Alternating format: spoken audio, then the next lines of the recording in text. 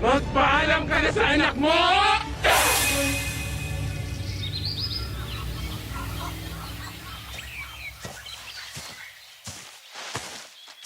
Nanay Josie, ikaw na naman. Huwag mong sabihin mangungutang ka ulit. Bigas lang.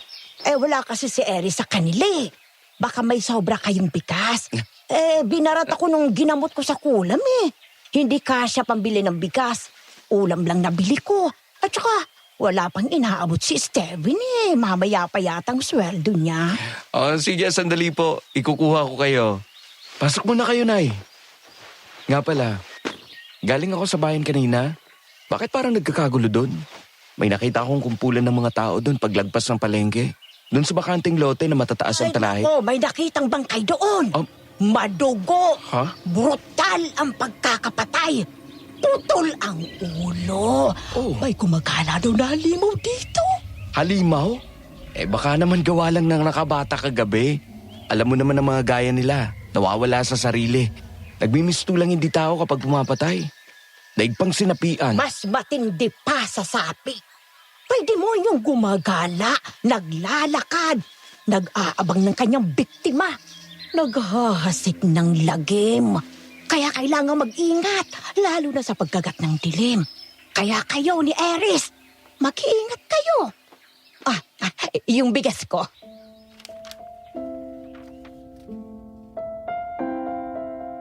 Paano kung ang taong tumanggap sa'yo at minahal ka ay biglang babawiin sa'yo?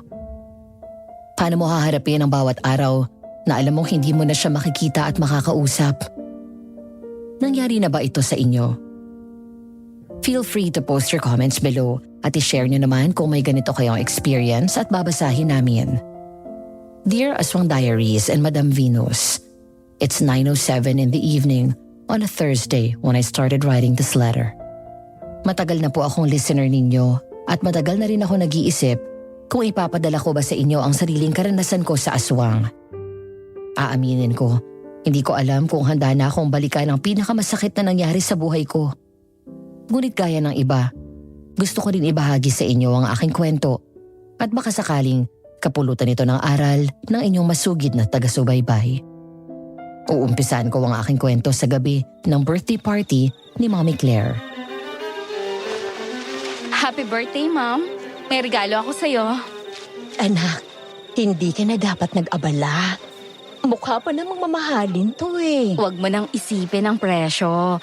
Basta isuot mo. Wow! Ang ganda naman itong bracelet na to. Salamat, anak. You're welcome, Mommy. I love you. I love you too. Aries.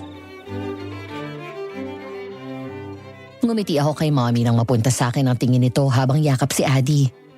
Ngumiti din sa akin ang kapatid ko nang bumitaw siya sa pagkakayakap kay Mommy. Pagkatapos ay sumenyas na lumapit ako at saka ako tumakbo at yumakap din sa kanya. Matapos yun ay binigay ko sa kanya ang regalo ko na matagal ko nang hinanda para sa espesyal niyang araw.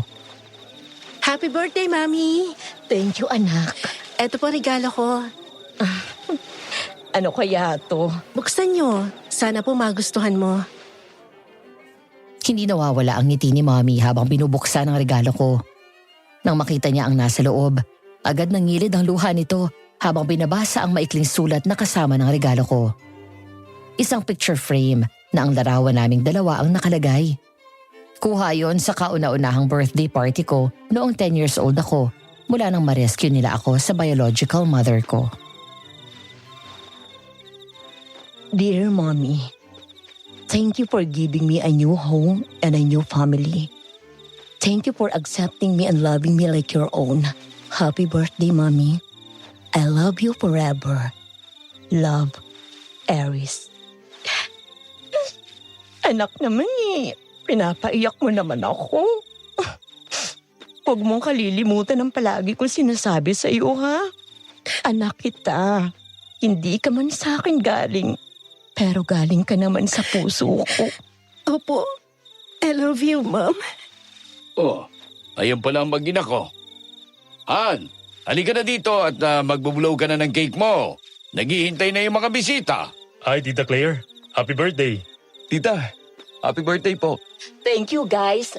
Halika kayo dito sa garden. Teka, Tito, family picture muna kayo. Okay, 1, 2, 3. Ayun, perfect! Oh, halika na sa labas. Bilis. Para makakain na rin. Lumapit sa akin si Steven, ang long-time boyfriend ko, at humawak ako sa braso niya habang palabas kami ng bahay. Pagkatapos ay pinanood namin si Mommy at nakaisa sa mga bisita na kinantahan siya. Matapos yun ay umusal siya ng maikling dasal bago hipa ng kandila sa cake. Malakas na palakpakan at hiyawan ang binigay namin kay Mommy. Nang makakuha kami ng pagkain at nasa hapagkainan kasama ang parents ko, si Steven at ang best friend ko na si Edward, hindi maiwasan na pag-usapan ang tungkol sa trabaho. Steven, kumusta ang trabaho mo? Okay naman po, Tito. Busy. Madalas sa overtime pero kinakaya. Kailangan mag-ipon para sa amin ni Eris eh. Mabuti kung ganoon.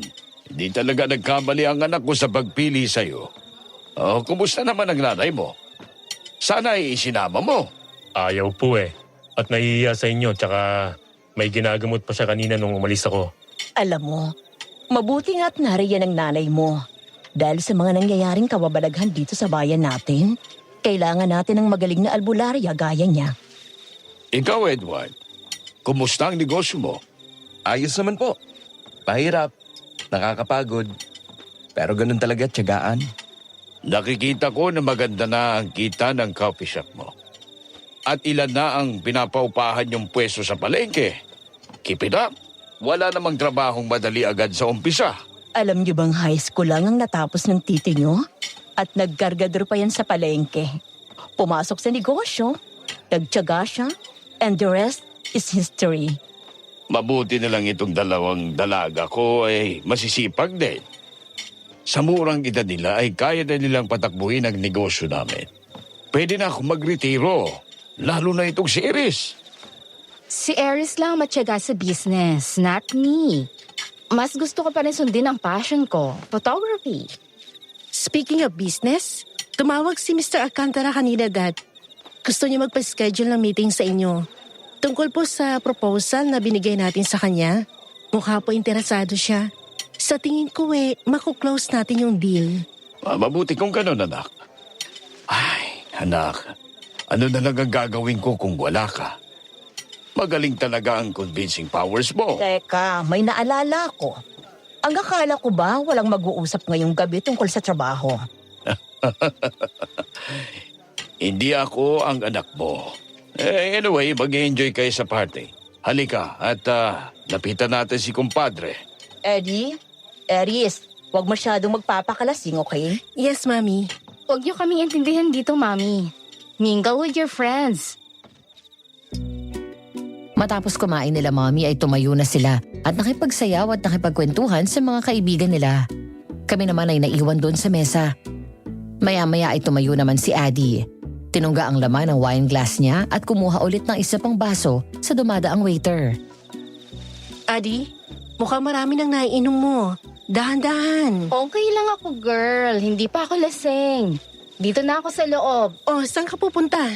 Mga hunting ng kalaro ngayong gabi. Ha? Sayang yung damit ko kung wala akong katulong na maghuhubad mamaya. Loka-loka ka talaga, no? Huwag mo ipaparinig kay Daddy yan. Lagot ka na naman doon. Bye, guys. Enjoy. Uy, uuwi na ako. Agad? Anong gagawin ko dito? Panoorin kayo maglampungan sa harap ko? Sana man ang respeto mo sa mga single pre. Bakit kasi wala ka pang girlfriend? Sabi ko naman sa'yo, boss. Pagpapayaman muna ako. O sige, ingat ka ha. Baka may makasalubong kang aswang dyan. May dala akong pangontra. Ano ka? Bigay ni Nanay Josie. Babe, gusto mong mag-night drive? Punta tayo sa city. Sige. Nang gabing yun ay nagpaalam kami kay Mommy at Daddy na lalabas. Habang nagpa-party sila kasama ang mga kaibigan, kami naman ay nagmaneho lang at pumunta kami sa bayan. Umikot lang kami ng umikot doon. Pumunta sa perya, sumakay sa mga rides, naglaro ng games. Pagkatapos ay pinarada ni Steven ang sasakyan sa isang pribadong lugar. Hindi liblib, pero kami lang yung tao. Doon kami nagkaroon ng pagkakataon na magkasarilinan. Kumandong ako sa kanya habang nakaupo siya sa driver's seat at nagsalo kami ng isang masuyo, banayad at matagal na halik. Nang matapos ay ngumiti ako sa kanya at sinundan siya ng tingin nang halikan ako sa balikat. I love you, baby. I love you more. Bigyan mo pa ako ng 3 hanggang 5 taon. Kapag malaki ng ipon ko, magpapakasal na tayo. Huwag kang magmadali. Nandito lang naman ako eh. Hindi ako aalis sa tabi mo at hindi ako magsasawang maghintay sa iyo. Tsaka alam mo naman na okay lang ako sa simpleng kasal. Alam ko yon. Pero gusto kong patunayan sa parents mo na kahit mahirap lang ang pamilya ko, kaya kong ibigay sa iyo ang dream wedding mo at kaya kong magsumika para itaguhid ang future family natin. Paano kung magtrabaho ka na lang sa company namin? Babe, alam mo naman ang opinion ko dyan, di ba? Ayoko ko. Dahil ayokong may masabi sa akin ng mga tao na ginagamit ko lang ang pera mo. Fine, Mr. Principio. Ang mabuti pa umuwi na tayo. Mag-aalas 12 na pala oh. Okay, baba ka na muna. Nagmaneho si Steven pabalik sa amin hanggang sa makalipas ng ilang minuto. Malapit na kami sa bahay nang may namataan kaming isang pamilyar na babae. Tumatakbo. Takot na takot habang umiiyak at may humahabol dito na isang aswang. Hininto ni Steven ang sasakyan at gulat kaming nagkatinginan. Nangilabot kaming dalawa dahil yun ang unang beses na aming nakakita ng aswang. Matagal ng balita at usap-usapan doon sa amin ang tungkol dito. Sa katunayan, ilang bangkay na ang natatagpuan na brutal ang pagkakapatay. Wakwak ang tiyan. Walang laman loob na ayon sa mga matatanda ay gawa ng aswang. Maya-maya isang malakas na sigaw ang narinig namin kasunod ng nakakatakot na angil. Biglang nanlaki ang mga mata ko nang marinig ang pamilyar na boses na yun. Aswang? Nakita mo yun? Umahabol dun sa babae? Tulungan niyo ako! Mami! Wag! Steven! Si Mami yun! Parang awa mo na! Oo nga, dito ka lang. Huwag ka lang sumunod. Tumawag ka ng tulong. Oo, mag-iingat ka! Agad bumaba si Steven ng sasakyan at tumakbo papunta sa direksyon na pinuntahan ni Mami. Ako naman ay kabadong bumaba ng kotse at naghintay doon. Habang panay ang dasal ko sa kaligtasan ni Mami, nanginginig ang kamay at umiiyak na tinawagan ko ang unang taong pumasok sa isip ko, si Edward. Hello, boss. Hello? Edward? Si Mami! Ano nangyari? Nasaan si Tita Claire? Nakita naman siya hinahabol ng aswang. Tulungan mo si Steven.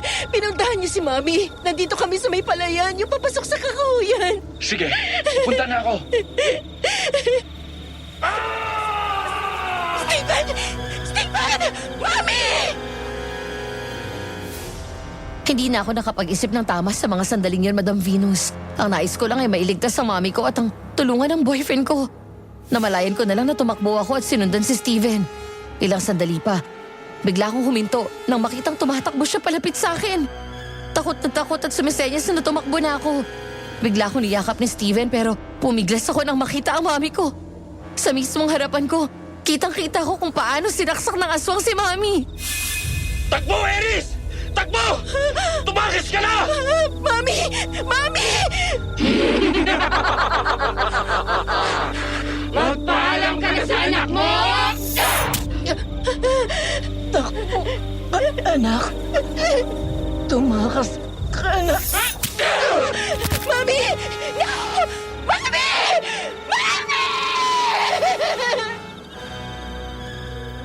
Ang dugong umaagos sa bibig niya. Ang tiyan at dibdib ni Mami naduguan dahil sa malaking sugat nito. Nanghihina at pilit na tumayo. Pilit siyang naglakad palapit sa akin pero mula sa likod ay bigla siyang sinaksak ulit ng aswang. Yun ang huling imaheng nakita ko na buhay si Mami. Matapos yun ay may tumama na matigas na bagay sa ulo ko at bumagsak ako sa semento. Hindi ko na alam ang mga nangyari. Bago ako nawala ng malay, narinig ko na lang ang boses ni Edward. Sinisigaw ang pangalan ko habang si Daddy naman ay paulit-ulit na tinatawag ang pangalan ni Mami at umiiyak.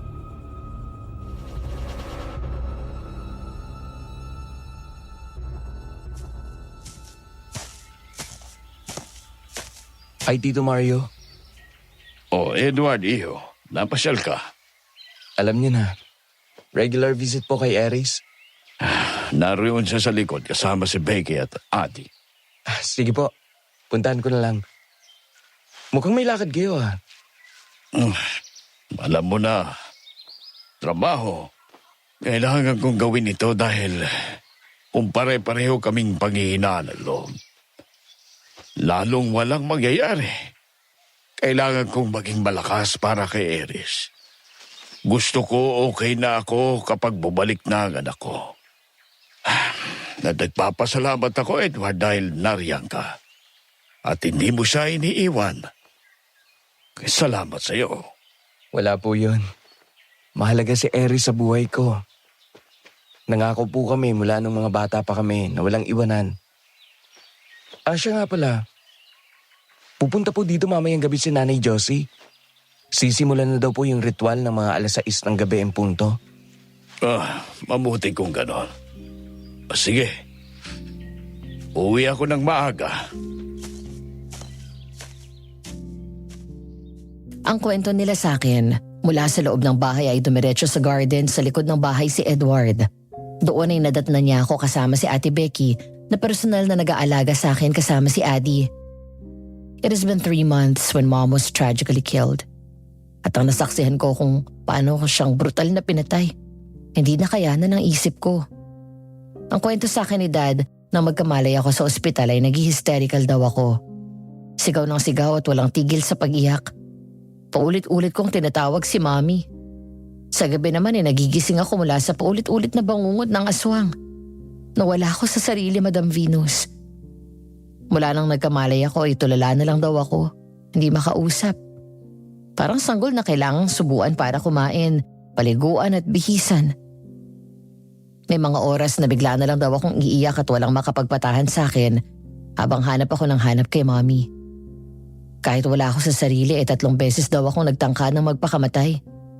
Mabuti na lang at palagi ako naaagapan ni Edward, Ate Becky at ni Daddy. Ayon sa doktor ay nagkaroon ako ng psychological trauma sa mga nangyari na kung tawagin ay PTSD o Post-Traumatic Stress Disorder at MDD or Major Depressive Disorder. Dahil sa kalagayan ko, inakala ni Daddy na wala na akong pag-asang gumaling.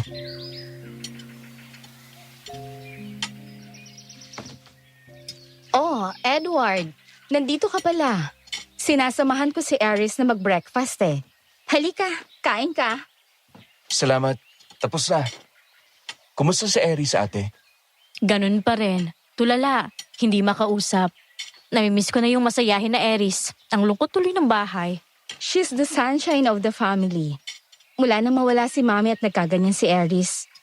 Malungkot na palagi dito sa bahay. Silang dalawa ni Mami ang nagbibigay buhay dito. Alam ko mahirap, Adi. Huwag kayong mag-alala. Nandito lang ako.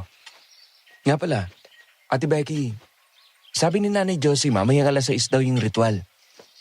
Pinapahandaan niya sa'yo itong mga nakalista dito. Bigay ko daw sa'yo at kumuha ka. Sige, ako nang bahala dito. Adi, sumama ka ha? Mamaya na agad yon?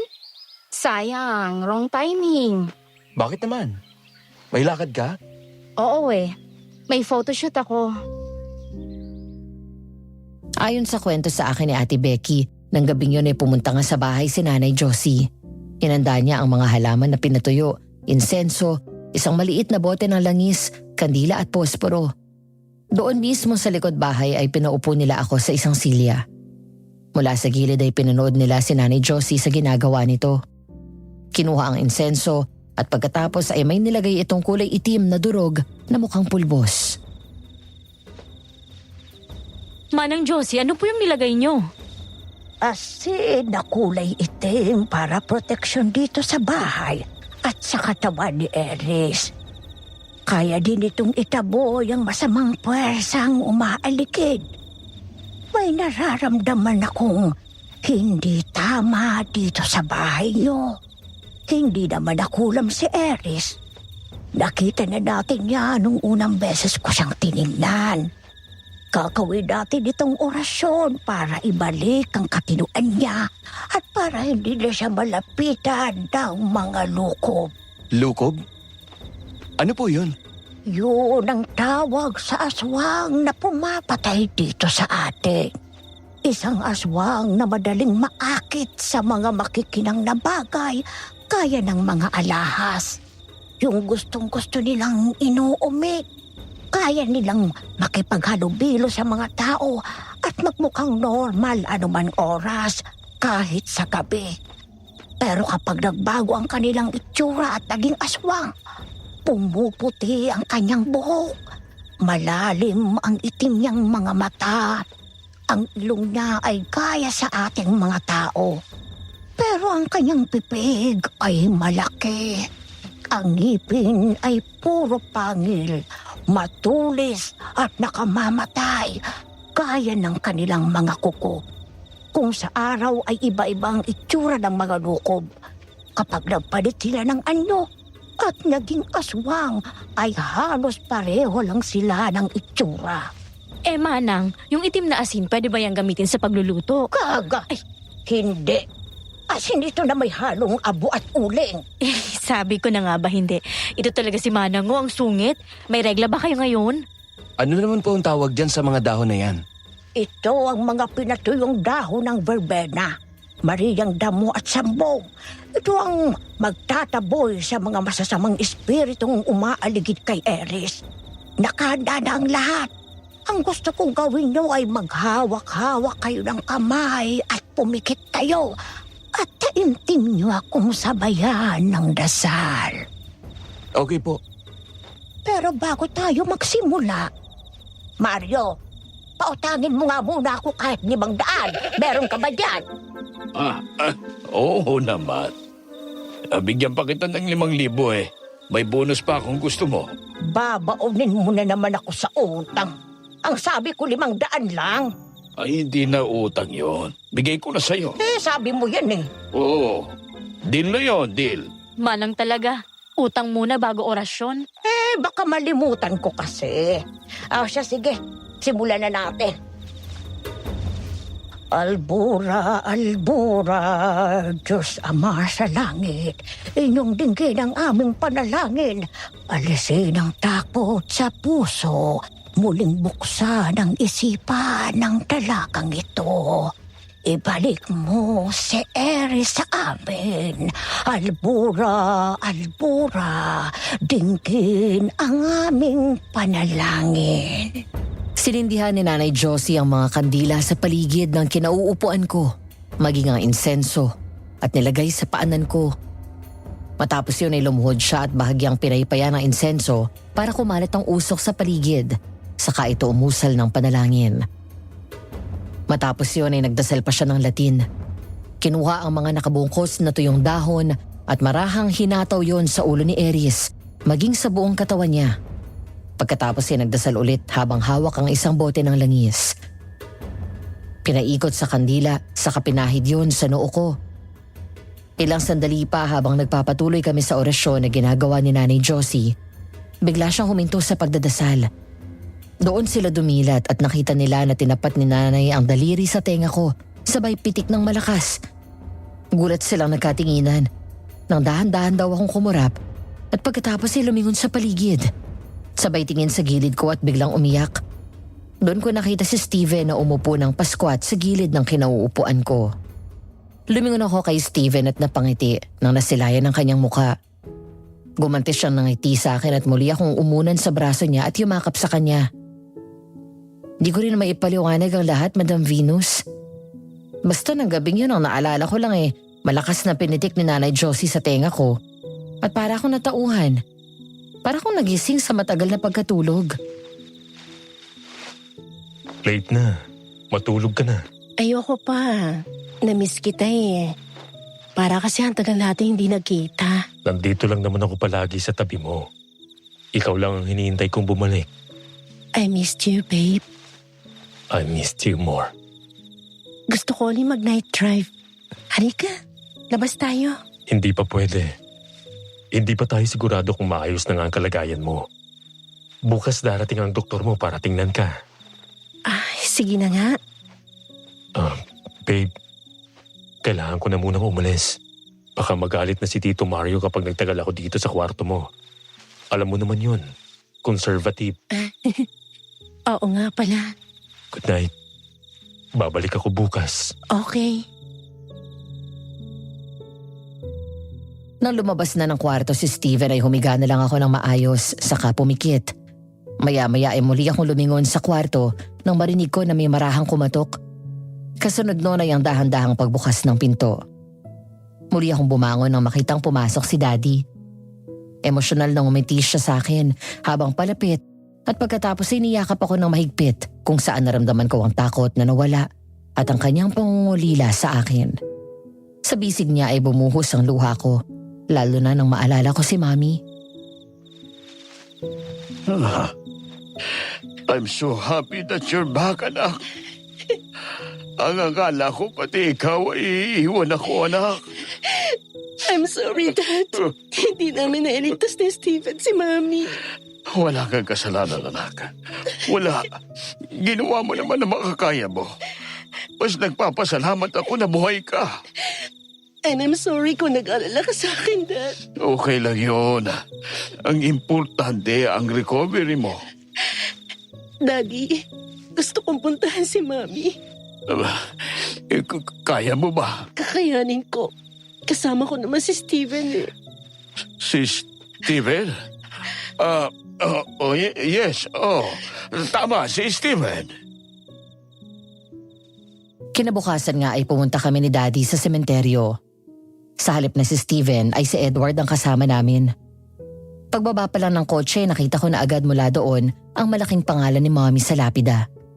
Hindi ko na nakayanan na pigilan ang emosyon ko at agad umagos ang luha ko.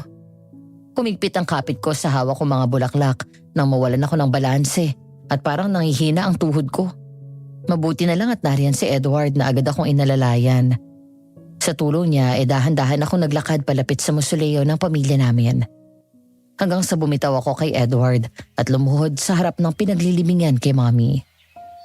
Mami, I'm sorry. I'm sorry, hindi kita nailigtas. I'm sorry, wala ako nagawa. Mami, come back please, bumalik ka.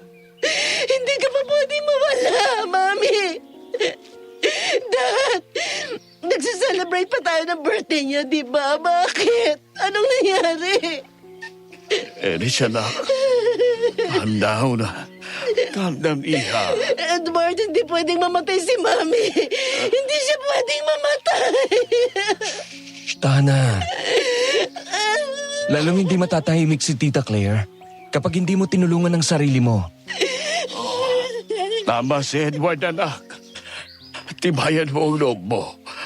Nandito kami lahat para umalalay sa iyo, anak. Mami ko, sorry. Sorry kung wala ako nung hinatid ka nila dito. Sigurado akong naiintindihan niyo ng mami mo, anak. Paano na tayo ngayon na wala na si Mami, Dad? Kaya natin ito. Mahirap din para sa akin pero kinakaya ko para sa inyo ni Ate. Kaya para sa amin, anak. Para kay Stephen. Kayanin mo, anak. Susubukan ko po. Para sa inyo at kay Steven. Alam kong nahihirapan din siya na makita akong ganito.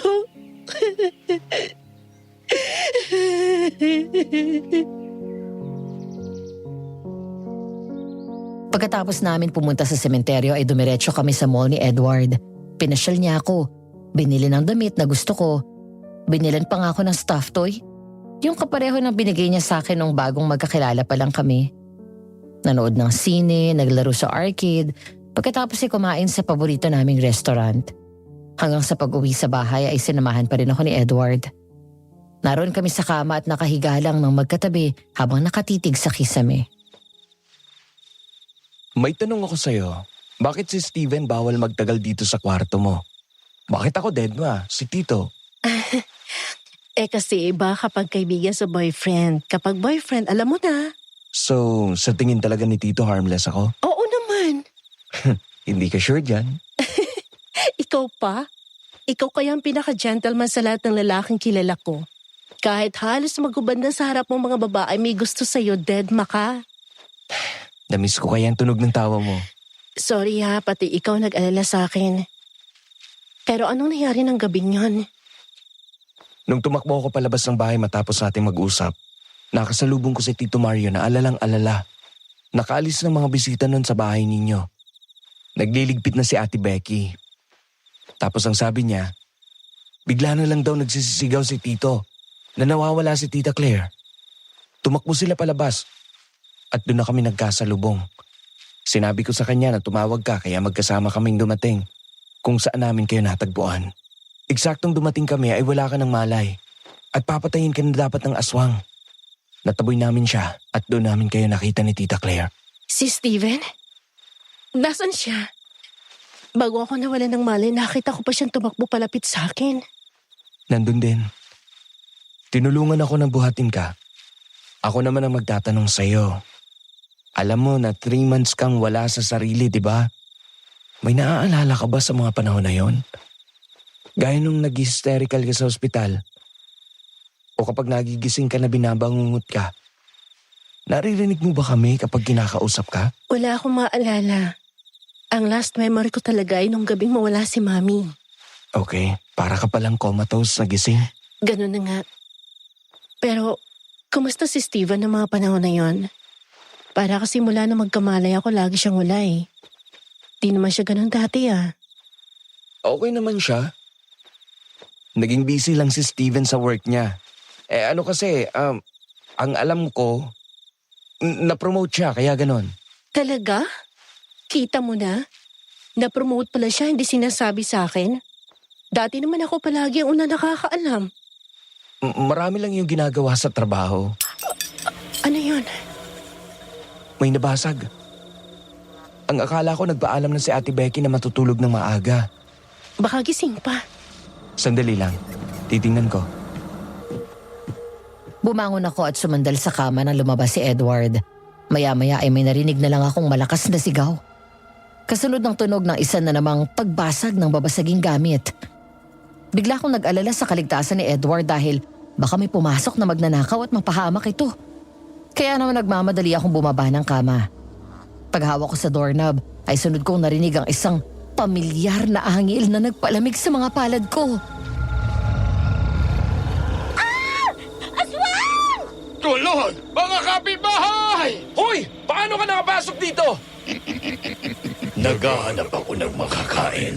May nakapagsabi sa akin na marami dito sa bahay na ito.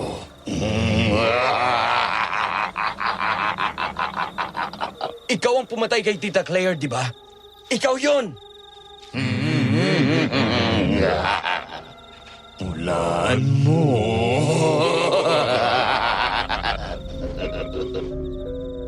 Ang angil ng aswang. Naalala ko na ang tunog na yun. Nanginginig ang kamay ko sa takot habang nangangalisig ang balahibo sa buong katawan ko. Kasunod ng malakas na sigaw ni Edward at ibang kasambahay ay umatras ako at sumiksik sa sulok at doon umupo. Tinakpan ko ang tenga ko at umiyak ng malakas sa sobrang takot kasabay ng pagbalik sa isip ko. Ang malagim na gabing yun. Samantala, sa labas naman ay matapang na hinarap ni Edward ang aswang na nagawang pumasok sa bahay. Ikaw ang dahilan ng lahat ng gulo sa buhay namin! Bakit ka ba kasi nakikisalit dito? Umalis ka na kung ayaw mong ikaw ang isunod kong patayin. Hindi ako natatakot sa'yo! Talagang matigas ang ulo mo, ha? Sige, pagbibigyan kita. Ate Becky, puntahan mo si Aries. Bilisan mo! Ayon sa salaysay niya, bigla daw sumugod ang aswang kay Edward. Nang tumalon nito ay nagawa niyang umiwas at agad nadampot ang patalim na kanina ay hawak ni Ate Becky. Kaya naman nang sumugod ulit ang aswang ay nagawa niyang iwasan ang pag-atake ng kamay nito. Mabilis na inundayan ng saksak ni Edward ang aswang malapit sa dibdib. Sa sobrang galit daw niya, ibinao niya ito ng husto. Kasunod nito ay binato ng isa pang kasambahay ng asin ng aswang. Dahil doon ay dumaing siya at sumigaw sa sakit. Ngunit sa kabila ng lahat, nakuha pa nitong tumawa na parang lalo itong nangiinis.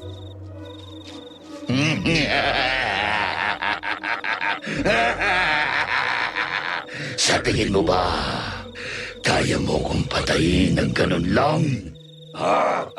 Alam kong hindi. Dahil demonyo ka. Pero hindi ako titigil hanggat hindi ka nagiging apo. Matapang ka talaga. Pinapahanga mo ko, lalaki. Bakit mo pinatay si Tita Claire? Anong kasalanan niya sa'yo?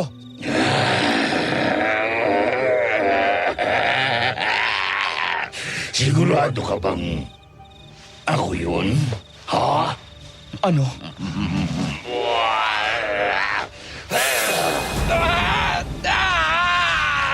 Hayop ka! Walang iya ka! Bitiwan mo siya! Huwag dito! Huwag na kayo lumapit! At mga pati kayo isaktan niya! Baka hindi na kayanin eh! Eris! Kapag may nangyaring masama sa inyo... Sir! Sir! Tulong! Si Eris po! Nagulat si Edward nang saksakin din siya ng aswang. Pero sa tagaliran tumama yun. Nang biglang sumigaw si Ate Becky ay agad tumakbo paakyat si Daddy. Pagdating sa loob ay nadatnan nila akong nag-hysterical sa sulok. Mabilis silang nagtulong ni Ate Becky na binigyan ako ng pampakalma hanggang sa tuluyan akong nakatulog. Samantala natigilan naman si Edward nang dumating si Steven na humahangos na pumasok sa bahay. Ang kwintas na suot mo, yung bigay ni nanay, idikit mo sa noo niya! Eto? Oo! Walang iya ka! Anong ginawa mo sa akin? Binabalik kita sa impyerno, hayop ka! Babalik kita! Babalik ako! Babalikan ko kayo!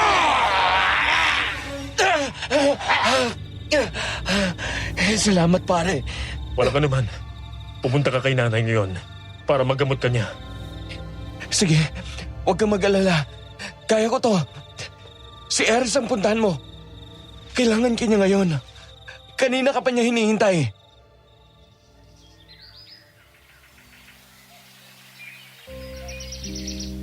Umaga, bandang 10:00. Habang naroon ako sa garden ay isa-isa kong tinitigan ang mga picture namin ni Mami.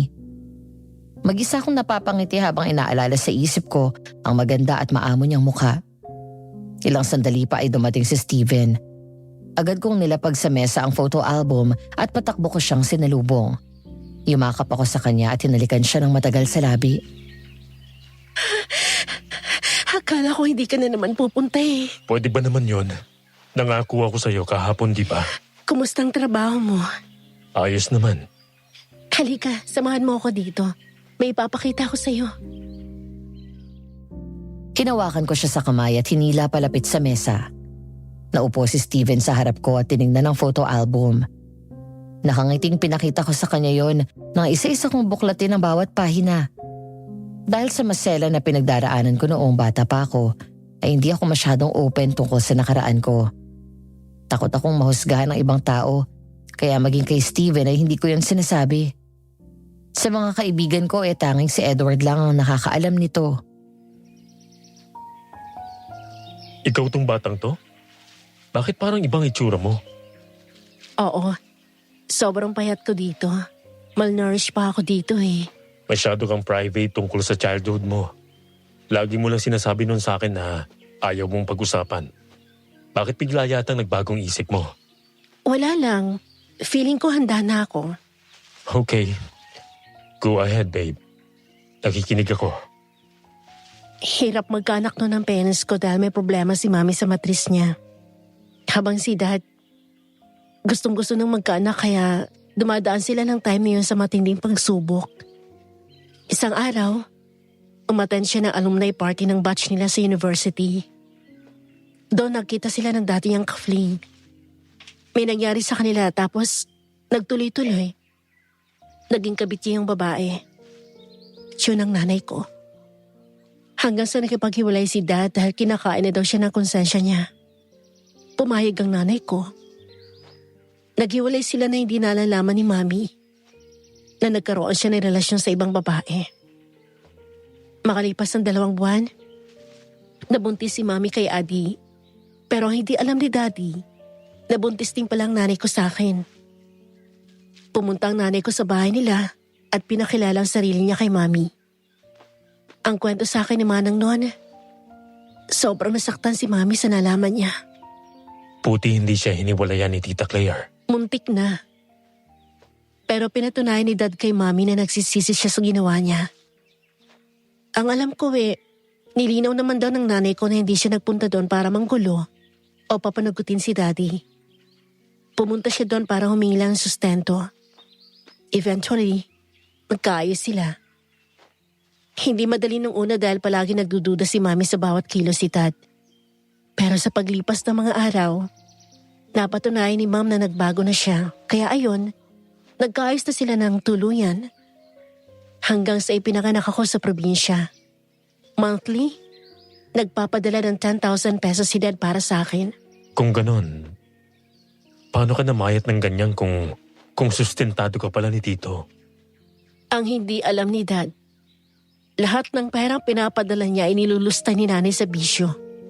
Nalulong siya sa pinagbabawal na gamot. Tumagal ng ilang taon ang panaloko niya kay Dad. Kapag tumatawag siya at kinakamusta ako, nagsisinungaling siya na okay daw ako. Malusog. Pero bihira niya ako ipakausap kay Dad. Kung papayag man siya, nakabantay para hindi ako magsumbong. Dahil ang totoo, palagi akong binubugbog ni Nanay. Hindi ako halos kumakain ng tama. Mabuti na lang, mabait ang ibang kamag-anak namin doon. Hanggang sa umabot na sa suktulan ng kasamaan niya. Pinasok niya ako sa child prostitution. Kumakausap siya ng mga foreigners online tapos pinaghuhubad ako ng damit. 10 years old? Grabe. Paano nalaman ni Tito Mario ang ginawa sa'yo ng nanay mo? Yung pinsan ni Nanay na naawa sa akin. Patakas niyang kinuha ang number ni Daddy tapos tinawagan niya. Ayun, nirescue nila ako kasama ng mga polis. Alam mo, babe, si Mami ang unang kumarga sa akin at tinakbo ako palayo sa nanay ko. Iyon ang unang beses ko siyang makita tapos ang sabi niya, mula ngayon ako na ang mami mo. Halika, sumama ka sa amin dahil uuwi na tayo. Mula noon hanggang ngayon hindi pinaramdam sa akin ni Mami na hindi siyang nanay ko. Kahit si Adi buong puso akong tinanggap. Inalagaan nila ako, pinakain, binihisan, binigyan ng bagong buhay. Hindi niya pinaramdam sa akin na bunga ako ng pagkakasala ni Dad at ng nanay ko. Hindi siya tumigil hanggat hindi nahatulan ng nanay ko. Kaya mahal na mahal ko si Mami. Babe, alam kong nasasaktan ka pa rin. At hindi madali na umusad mula sa lahat ng ito. Okay lang magluksa. Hindi yun basta-basta at proseso yun. Pero isang araw, kailangan mong bumitaw at pakawalan si Tita Claire para matahimik siya at para matutunan mong harapin ang buhay mo. Nawala na siya sa tabi mo. Oo, kakayanin ko. Basta ikaw nasa tabi ko at hindi mo ako iiwan. Nandyan naman si Edward eh. Baby ka kaya doon. Namiss ko tuloy ang mokong na yun. Halika, puntahan natin. Ikaw na lang. Hindi rin naman ako pwedeng magtagal dito. Dahil may pinapaasikaso sa akin si boss. Nandun yata si Edward sa coffee shop niya. Okay. Kailan ulit tayo magkikita? So, sorpresahin na lang kita. Sige na nga. Ingat ka sa biyahe mo, ha? Drive safely. Okay. Bye, babe. Nang makaalis si Steven, pumunta muna ako sa kusina para kumuha ng makakain. Habang lumilipas sa mga araw, sa kabila ng pag-atake ng aswang dito sa bahay, noong nakaraang gabi, mas bumubuti na ang kalagayan ko. Ngunit sa panahon na may anxiety attack ako or nadedepress ako, nariyan si Daddy, Ate Becky at si Edward na hindi ako iniiwan. Dahil hindi pa ako nakakabalik ng trabaho at naroon lang ako palagi sa bahay, ay sinusubukan ko ang healthy living. Kumakain ako ng masustansyang pagkain. Umiinom ng gamot sa tamang oras at vitamins. may regular exercises. Wala rin akong palya sa session ko sa therapist. Sinusubukan ko ring magbasa ng mga libro para malibang naman, lalo na kapag nasa trabaho si Dad, Edward at Steven. Paakyat na ako sa kwarto nang biglang magring ang doorbell. Dahil doon ay agad akong lumabas. Sakto naman na patakbong lumalabas si Juno, ang bagong driver namin, mula sa likod ng bahay. Tao po! Eris! Tao po! Mama ko na po. Sige, silipin mo muna ha. Opo. Sino po sila? Si Josie po. Ay, nandyan ho ba si Eris? Nandito po. Ma'am, si Josie daw po. Sige na, ako na dyan. Nagmamadaling tumakbo pabalik sa likod ng bahay si Juno. Nang buksan ko ang gate at papasukin siya ay sinalubong ko ng ngiti si Nanay Josie. Ngumiti rin siya sa akin pero agad dumakaw ang tingin sa direksyon kung saan nagpunta si Juno. Biglang sumeryoso ang mukha. Kumarap siya doon habang ang mga kamay ay nasa likod na parang nag-iisip ng malalim at panaysilip sa gilid ng bahay. May bago kayong tauhan? Opo, si Juno. Bagong driver namin. Okay. Ibang amoy niya. Anong ibig niyo pong sabihin? Wala. Ay, siya nga pala. May sadya ako sa iyo kaya ako narito. Sige po, ano yun? May extra ka bang 200 dyan? Pwede ba akong mangutang? Si Nanay Josie talaga o akala ko naman kung ano. Sige po, halika. Pumasok muna kayo. Ay, salamat. Ate Becky, di ba may kaldereta pa tayo dyan siya kayong ginisang gulay na takeout namin sa restaurant kagabi? Marami pa yon at halos hindi nagalaw, di ba? Ay, oo. Ibabalot ko ba? Sige ate, please. Ibigay na lang natin kay Nanay Josie. Ang dami naman ulam dyan na iba eh. Sandali na ha, kukuha ko ng pera sa taas. Ay, oo nga pala. Dumaan po si Steven kanina dito bago pumasok. Ay, talaga? Uy, huwag mong sabihin sa kanya na nangutang ako at magagalit yun. Sige po. Umakyat ako agad sa kwarto ko. Sa halip ng 200 ay kumuha ako ng 1,000 at saka ako agad lumabas. Pababa pa lang ako ng hagdan nang mapansin kong wala si Nanay Josie sa kung saan ko siya iniwan. Nang makarating ako sa sala, wala din siya doon, maging si Becky. Naglakad ako papuntang kusina at narinig ko sila na nagbubulungan sa dirty kitchen. Kailan daw sasabihin? Hindi ko nga alam eh. Mahirap ngayon, Manang. Baka kung mapaano siya. Nanay Josie? Ay, multong bakla! Kayo pinagkichismisan niyo si Edward Nandyan ka na pala. O Nay, eto na po yung 1,000. Tago niyo na para may extra kayo. Salamat Hindi ba kayo binibigyan ng allowance si Steven? Ay, binibigyan. Ano kasi, alam mo na, nagbayad ng mga bills, tapos bayad utang, bili ng pagkain. Nakalimutan ko na may utang pala ako kay Aling Anita na 200. Siningil ako bigla. Huwag na kayo umuutang kung kani-kanino, Nay. Kapag may kailangan kayo, sabihin niyo sa akin, ha? Sige, salamat Eris ha. Walang anuman po.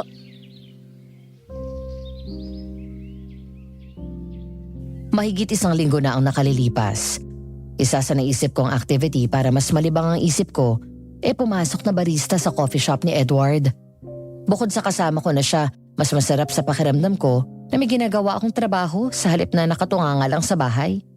Nagustuhan namin ni Dad ang suggestion ko at pinayagan ako. Dahil kapag nasa bahay lang ako, mas malakas ang trigger sa akin ng anxiety attack at depression. Lalo na kapag naaalala ko yung gabing yun. Wala akong ginawa kundi lang ang umiyak. Napapagod na ako sa ganun. Kailangan tulungan ko rin yung sarili ko.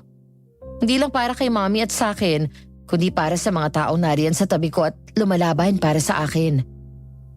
Pasado 12:00 na ng hating gabi nang sabay kaming lumabas mula sa shop. Nakauwi na ang mga empleyado, kaya kami na ang nagsarado nito. Sorry sobrang late na tayo nakauwi. Hindi ko akalain na magtatagal yung ibang customer. Okay lang yun. Nag-i-enjoy ka ba sa trabaho mo? Oo naman. Parang hindi ako sanay sa ganito. Naalala mo nung college, pareho tayo nag-part-time na barista kapag summer vacation? Oo naman. Ang saya ko kaya nun. Naalala ko nun. Lagi kita nakakita na ganado magtrabaho dahil pangarap mo nun pa na magkaroon ng sariling coffee shop. Dahil kasama kita. Ha? Siyempre, best friend kita eh. Kaya gusto ko, palagi tayong magkasama. Tsaka pangarap natin na magkaroon ng coffee shop nun, di ba? Hindi lang ako. Oo nga pala, no? Lagi tayong magkasama nun kaya tayong madalas pagkamalan na may relasyon. Ngumiti lang si Edward sa sinabi ko at hindi na kumibo. Hindi ko alam kung nagkamali lang ako. Pero may ibang dating sa akin yung sinabi niyang dahil ako ang kasama niya. Tumalon yung puso ko. Natuwa ako. Pero hindi ko dapat maramdaman yun dahil may boyfriend ako at best friend niya rin si Steven. Ang usapin na yun ang nagpaalala sa akin ng nakaraan. Noon palagi kaming magkasama. Halos hindi kami mapaghiwalay. Siya ang unang kaibigan ko mula nang iuwi ako ni Mommy doon sa bahay. Dating mayordoma namin ang namayapang ina ni Edward. Mula pagkabata hanggang sa magdalaga at magbinata kami ay close na close kaming dalawa. Sa pamamagitan niya kami nagkakilala ni Steven. Pero mula nang maging kami ay dumistansya na si Edward sa amin, lalo na sa akin. Nga pala, nagkikita ba kayo ni Steven? Hindi eh. Bakit? May problema ba? Nag-aalala ako, Edward. Mula na magkamalay ako, napansin ko nang lagi siyang wala. Kapag naman pumupunta siya sa bahay, umaalis din kaagad. Sinubukan ko siyang kontakin, chat at text message pero wala siyang sagot. Kapag tinatawagan ko siya out of reach naman, hindi kaya may ibang babae na si Steven sa trabaho niya? Ano ka ba? Huwag ka mag-overthink. Mahal na mahal ka nun. Hindi niya magagawa yun sa'yo. Ang alam ko lang, kasi na-destino siya sa malayong branch. Kaya doon na siya halos natutulog. Bakit hindi niya sinasabi sa akin? Busy lang siya. Maniwala ka. Walang ibang babae yun. Tanga na lang si Steven kapag ipinagpalit ka pa niya sa iba. Ngumiti ako at inangkla ko ang braso ko sa kanya saka sinandalang ulo ko. Matangkad kasi si Edward at hanggang bibig niya lang ang height ko. Gwapo, maganda ang mga mata. Nerdy look sa kanyang black-rimmed glasses. Bagsak at medyo mahaba ang buhok. Matikas ang pangangatawan. Sa totoo lang maraming babae ang nagkakagusto sa kanya. Nung college kami, nagkagusto sa kanya yung mismong anak ng mayor ng bayan namin. Halos ipagsigawan sa buong campus kung gaano niya kamahal si Edward. Ngunit sa huli, binasted siya nito. At hanggang ngayon ay hindi ko alam kung bakit kahit isa wala siyang nagugustuhan sa mga ito. Alam mo, na-miss kita. Talaga? Maniwala ako. Hindi mo nga ako naalala kapag magkasama kayo ni Steven eh. Huy! Oh, aray! Grabe ka, ang bigat talaga ng kamay mo. Joke lang. Ikaw kasi. Joke nga lang. Sorry na. Natatawa na pinalo ko ng malakas sa balikat si Edward. Agad naman siyang umakbay sa akin at niyakap ako habang panayang sorry. Isa sa na-miss ko sa kanya ang pagiging sweet. Huling beses niya akong nilambing na ganito bago maging kami ni Steven. Siguro dahil na rin sa nangyari sa amin. Pero mula noon ay bumalik ang pagiging sweet at malambing niya. Suplado man siya sa ibang babae. Pero kapag sa akin kabaliktaran kung paano niya ako itrato. Seryoso ako, Edward. Na-miss kita. Na-miss ko yung best friend ko. Sorry ha. Ngayon ko lang na-realize na dami kong pagkukulang sa'yo. Ikaw palagi lang nasa tabi ko mula noon. Kapag may problema ako, masaya ako, nandyan ka. Pero kapag akong kailangan mo, lagi akong wala. I'm sorry. Nako, huwag mong isipin yun. Ginagawa ko yun dahil best friend kita. Dahil mahal kita. Kapag mahal mo, hindi ka naghihintay ng kapalit. Halika na nga. Bilisan natin, baka nag-aalala na si Dad. Tumawag na ako sa kanya kanina. Ang sabi ko, gagabihin tayo umuwi. Nagugutom na ako. Paano kung doon ka sa bahay matulog? Gaya ng dati. May niluto si tatay na laing kanina Tapos may hipon daw siyang binili. Ay, sige. Wow, nagutom ako lalo. Bilisan na natin. Sumakay ka na agad sa... Kumusta? Magandang gabi, Bini-Bini. Ikaw na naman. Biglang humigpit ang kapit ko kay Edward. Kasabay ng pangihilakbot na naramdaman ko. Nanlaki ang mga mata ko nang makita sa harap namin ang aswang na kumitil sa buhay ng mami ko. Hinarang ni Edward ang sarili niya, habang ako naman ay nagtakip ng tenga at pinikit ang mga mata ng mabilis na bumalik sa isip ko ang nangyari ng gabing pinatay si mami. Nanginginig ang mga kamay ko at nagsisimulang manikip ang dibdib ko. Agad akong hinarap ni Edward at hinawakan ako sa magkabilang balikat. Sa kanya ako sinigawan ng malakas at niyog-yog para matauhan ako. Eris! Si Mami! Si Mami! Pinatay niya si Mami! Eris, makinig ka! Alam ko mahirap. Alam ko natatakot ka. Pero kailangan mong labanan yan. Dahil yan ang pinanggagalingan ng lakas nila. Lalo na kapag pinapakita mo na takot ka. Nakalimutan mo na ba ang itinuro sa atin ni Tita Claire? Wala nang masihigit pa sa lakas at kapangyarihan ng Diyos. Oo, naalala ko. Huwag kang matakot. Kasama mo ko. Lalabanan natin sila, okay? Okay.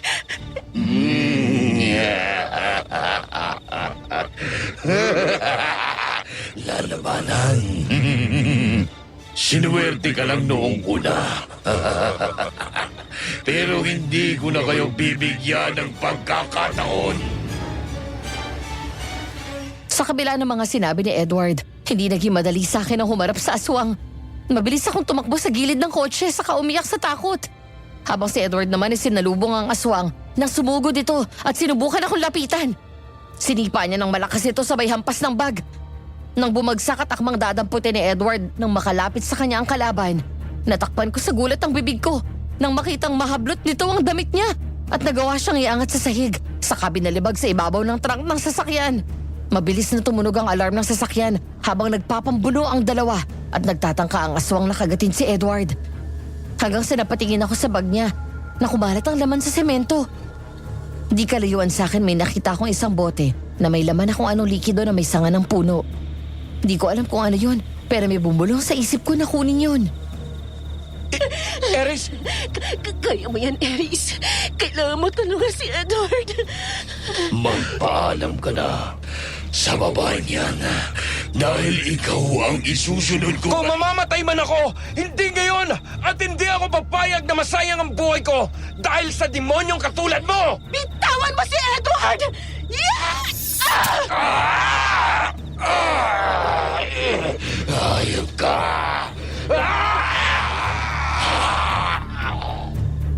Bao ng matinding lakas ng loob at tapang. Agad kong kinuha ang bote na yon at di kalayuan sa bag ni Edward, nakita ko ang isang patalim. Minsan ko nang nakita yun kay Nanay Josie, kaya kinuha ko ang dalawang yun. Saka ko biglang sinaksak ang aswang mula sa likod. Hindi lang isa, kundi dalawa. Wala akong ibang nasa isip ng mga sandaling yon kundi mailigtas si Edward.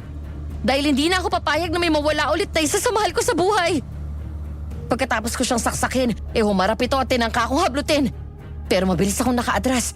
Saka ko sinabuyan ng tubig na laman ng bote. At doon na siya sumigaw ng husto. Agad tumakbo si Edward palapit sa akin at niyakap ako ng mahigpit. Nagwala ang aswang. Pagkatapos galit na galit kaming pinukol ng tingin. Walang iyakang babae ka. Ang balat ko. Kulang pa yan sa ginawa mo sa mami ko! Baka hindi mo kayanin at tuluyan kang mabaliw kapag sinabi ko sa'yo ang totoo. Anong ibig mo sabihin? Huwag kang makinig sa kanya! Bakit? Natatakot ka sa pwede kong sabihin? Muling umahangil ng malakas ang aswang at sumugod. Agad kinuha sa akin ni Edward ang patalim. Nagawa siyang ibang ganito ng malakas sa kotse. Pero mabilis na nahawakan ni Edward ang kamay nitong may matalas na kuko nang akma siyang sasaksakin. Sabay sipa ng malakas at sinaksak sa dibdib. Natigilan ng aswang at umekis ang lakad na naglakad palayo hanggang sa pumasok ito sa makapal na halaman at doon siya bumagsak. Tinamaan ko yata sa puso. Okay ka lang? Oo. Ikaw, Okay lang din. ang galing mo kanina. Ang tapang mo. I'm so proud of you. Salamat. Nang gabing yun ay sumama nga ako kay Edward sa bahay nila. Pumayag naman si Dad kaya kampante akong tumuloy doon na parang bahay ko na rin. Naalala ko pa nung nag-aaral kami, madalas doon ako tumambay. Malawak din kasi ang bakuran nila. Hindi gaya sa bahay na well-landscaped ang hardin. Doon ay natural na marami ang mga puno, lupa at hindi sementado ang daan. Maraming tanim na halaman at gulay si Tito Owen, ang tatay ni Edward. Dati ay yari sa kahoy ang bahay nila. Ngayon, konkreto na rin yun. Samantala matapos namin kumain ay nagkikwentuhan pa kaming tatlo. Pasado 2:30 na nang makatulog ako doon sa kwarto ni Edward. Bago lumabas ay inayos niya ang kumot ko at hinalikan ako sa noo. Natigilan pa daw siya nang mahuli siya ng kanyang ama na nakatayo sa pinto at natatawa. Hanggang ngayon anak, siya pa rin bang mahal mo? Alam niyo na hong sagot yan, Tay. Dasal ako ng dasal na sana'y makita mo na ang babaeng mapapakasawa mo. Kaya pala hindi mo sagot dahil nakokontra mo. Alam niyo naman na si Eris lang ang babaeng para sa akin eh. Wala akong problema sa kanya, anak. Mabait siya at magalang. Pero ilang taong ka nang nagtitiis. Nakalimutan mo na ba kung gaano ka nasaktan ng malaman mo na sinagot na ni Eris si Steven? Ang tagal mong iniyak yun. Ay tapos, heto ka na naman. Ngayon ko pa ba siya iiwan? Kung kailan kailangan niya ako? Tsaka, hindi po ito tungkol sa nararamdaman ko. Mas importante sa akin ang kapakanan niya ngayon. Ay nako, mahal mo nga. Ay saka pala, nagkita ba ulit kayo ni Steven? Hindi pa po ulit siya nagpapakita sa akin. Bakit po? Eto, nakita ko kanina dyan sa may bintana ng kwarto mo bago kayo tumating. Sa'yo ba yung kwintas na yan? O baka kay Eris? Hindi po sa akin ito. At sa pagkakatanda ko, hindi rin ito kay Eris. Pero itatanong ko sa kanya pagkagising niya. Sino pong nagsabi nito doon? Nakita niyo? Si Steven. Nakita ko siya. Natigilan daw si Edward nang banggitin nito si Steven. Maya-maya ay nawala sa pinag-uusapan ang tensyon ng mag-ama nang may maramdaman silang kakaiba sa paligid. Agad lumapit si Tito Owen sa may altar at nakita ang bote ng langis na bigay ni Nanay Josie. Lumingon sa paligid si Edward at nakiramdam nang makitang kumukulo ang langis sa loob. May aswang sa paligid. Imposible. Paano nangyari yun? Inapatay na namin kanina yung aswang. Mamaya na natin isipin yan. Pantayan mo si Eri sa kwarto. Opo. Ang mga pangontra sa bintana ng kwarto mo, nakasabit na ba? Opo. Kanina pa po. Agad pumasok si Edward sa kwarto niya at naupo sa gilid ng kama. Doon siya naghintay at patuloy na nakiramdam habang binabantayan ako. Maya-maya ay narinig niyang tinawag siya ng ama. Nang lumabas siya ay nakita niyang nakasilip ito sa bintana at nakatingin sa labas. Nang tumingin doon si Edward ay nakita niya ang aswang. Naroon sa labas ng bakuran nila at nakatayo sa gilid ng puno. Galit na galit ang mga mata. Gustong pumasok pero hindi nito magawa dahil sa mga pangontrang nakasabit. Pati mga puno, sinabitan din ni Tito Owen para hindi makaakyat doon. Dalawa lang ang ibig sabihin yan. Nabuhay ang aswang o iba itong kaharap natin. Anong gagawin natin, Tay? Hayaan mo siya. At kahit anong gawin niya, hindi siya makakapasok dito. Ay sige na. Magpahinga ka na rin para may kasama sa loob si Eris. Ako nang bahala dito. Opo. Paalis pa lang ako sa tabi ng pintana nang matigilan ako matapos may mahagip ang mga mata ko. Bigla akong bumuelta pabalik at muling tumingin sa labas. Gulat akong lumingon at gayon din si tatay sa akin dahil nasa likod ng aswang. Walang iba kundi ang kaluluwa ni Tita Claire na galit na galit. Tita Claire.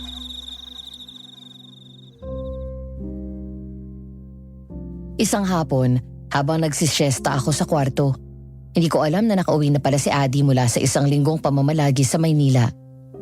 Mula sa sunod-sunod na photoshoot engagement nito, nang magising ako ay agad akong bumaba sa kusina para magmerienda. Nang hanapin ko ang mga tao doon sa bahay, nakita ko na nasa laundry area ang ibang kasambahay namin. Si Ate Becky naman ay nasa likod bahay at nag-harvest ng mga bunga na tanim nitong gulay. Matapos kong kumuha ng pagkain ay umakyat na ulit ako. Papunta na ako sa kwarto ko nang mapadaan ako sa tapat ng pinto ng kwarto ni Adi at narinig ko ang pamilyar na boses nito at ng isang lalaki. Napakunot noo ako. Binaba ko muna ang pagkain sa kwarto, saka lumabas ulit at nakinig sa usapan ng dalawa. Nakalata ba sila? Hindi syempre, ako pa ba? Kailangan na nating magawa ang plano natin. Masyado ng matagal na panahon ang nasayang natin. Mas madali na sa atin to. Sa'yo oo. Sa akin hindi. Nakukonsensya ako. Saka na natin pag-usapan yan. Ngayon, iba ang gusto kong gawin. Umarin mo yan, bilis. Namiss kita. Paano ba yan? Pwede na akong umakyat dito sa gabi. Oo naman. Basta mag-iingat ka dahil baka mahuli ka ni Dad. Saka kaya nga kita pinasok dito na driver para magkasama na tayo. Nagkikigilan naman ako sa'yo, Adi. Bilisan mo na. Ano ka ba? May tao sa baba. Busy sila sa likod. Sige na, sabik na ako sa'yo. Sige na nga. Nang makita kong hindi nakalapat ang pinto ng kwarto ng kapatid ko, parang may sariling buhay ang kamay ko at kusang tinulak yun. Natigilan ako sa tagpong nakita ko. Si Juno at Adi, magkayakap. Hindi lang sila basta magkayakap. Naghahalikan sila. Ang underwear ng kapatid ko nasa sahig, gayon din ang shorts at underwear ng lalaki. Pagkatapos ay hawak pa nito ang hita ni Adi. Aries? Adi, may relasyon kayong dalawa? Alis na ako. Mamaya na lang tayo mag-usap. Sige. Nagmamadaling nagbihis ang dalawa, habang si Adi ay hindi makatingin sa akin ng diretsyo. Si Juno naman ay tila balewala lang na umalis. Lumingon pa ako nang makalabas siya ng kwarto at doon ko nahuli si Juno na masama ang tingin sa akin. Hindi ko siya gusto. Yun agad ang naramdaman ko. May kakaiba sa kanya na hindi palagay ang kalooban ko at hindi ko rin maipaliwanag kung ano. Samantala nang maiwan kaming dalawa ay saka ko siya kinumpronta. Adi, ano yon?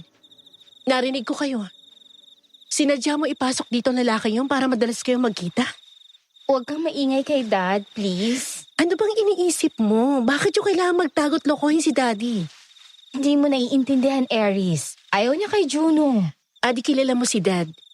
Hindi sila tututol nang walang mabigat na dahilan. Mahal ko siya. Kaya dito niyo sa bahay ginagawa ang kalokohan niyo? Tsaka anong plano yun?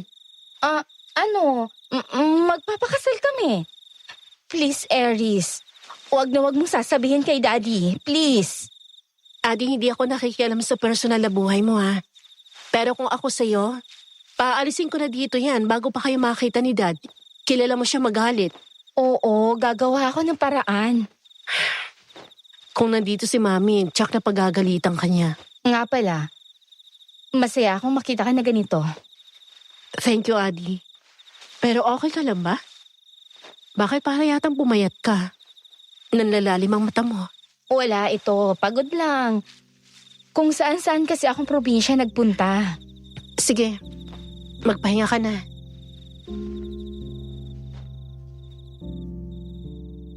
Isang gabi habang kumakain kami ng hapunan ni Dad kasama si Edward, bigla nitong hinanap si Adi na kanina lang ay naroon sa bahay. Hindi naman ako makakibo dahil ayoko sa akin manggaling ang natuklasan ko.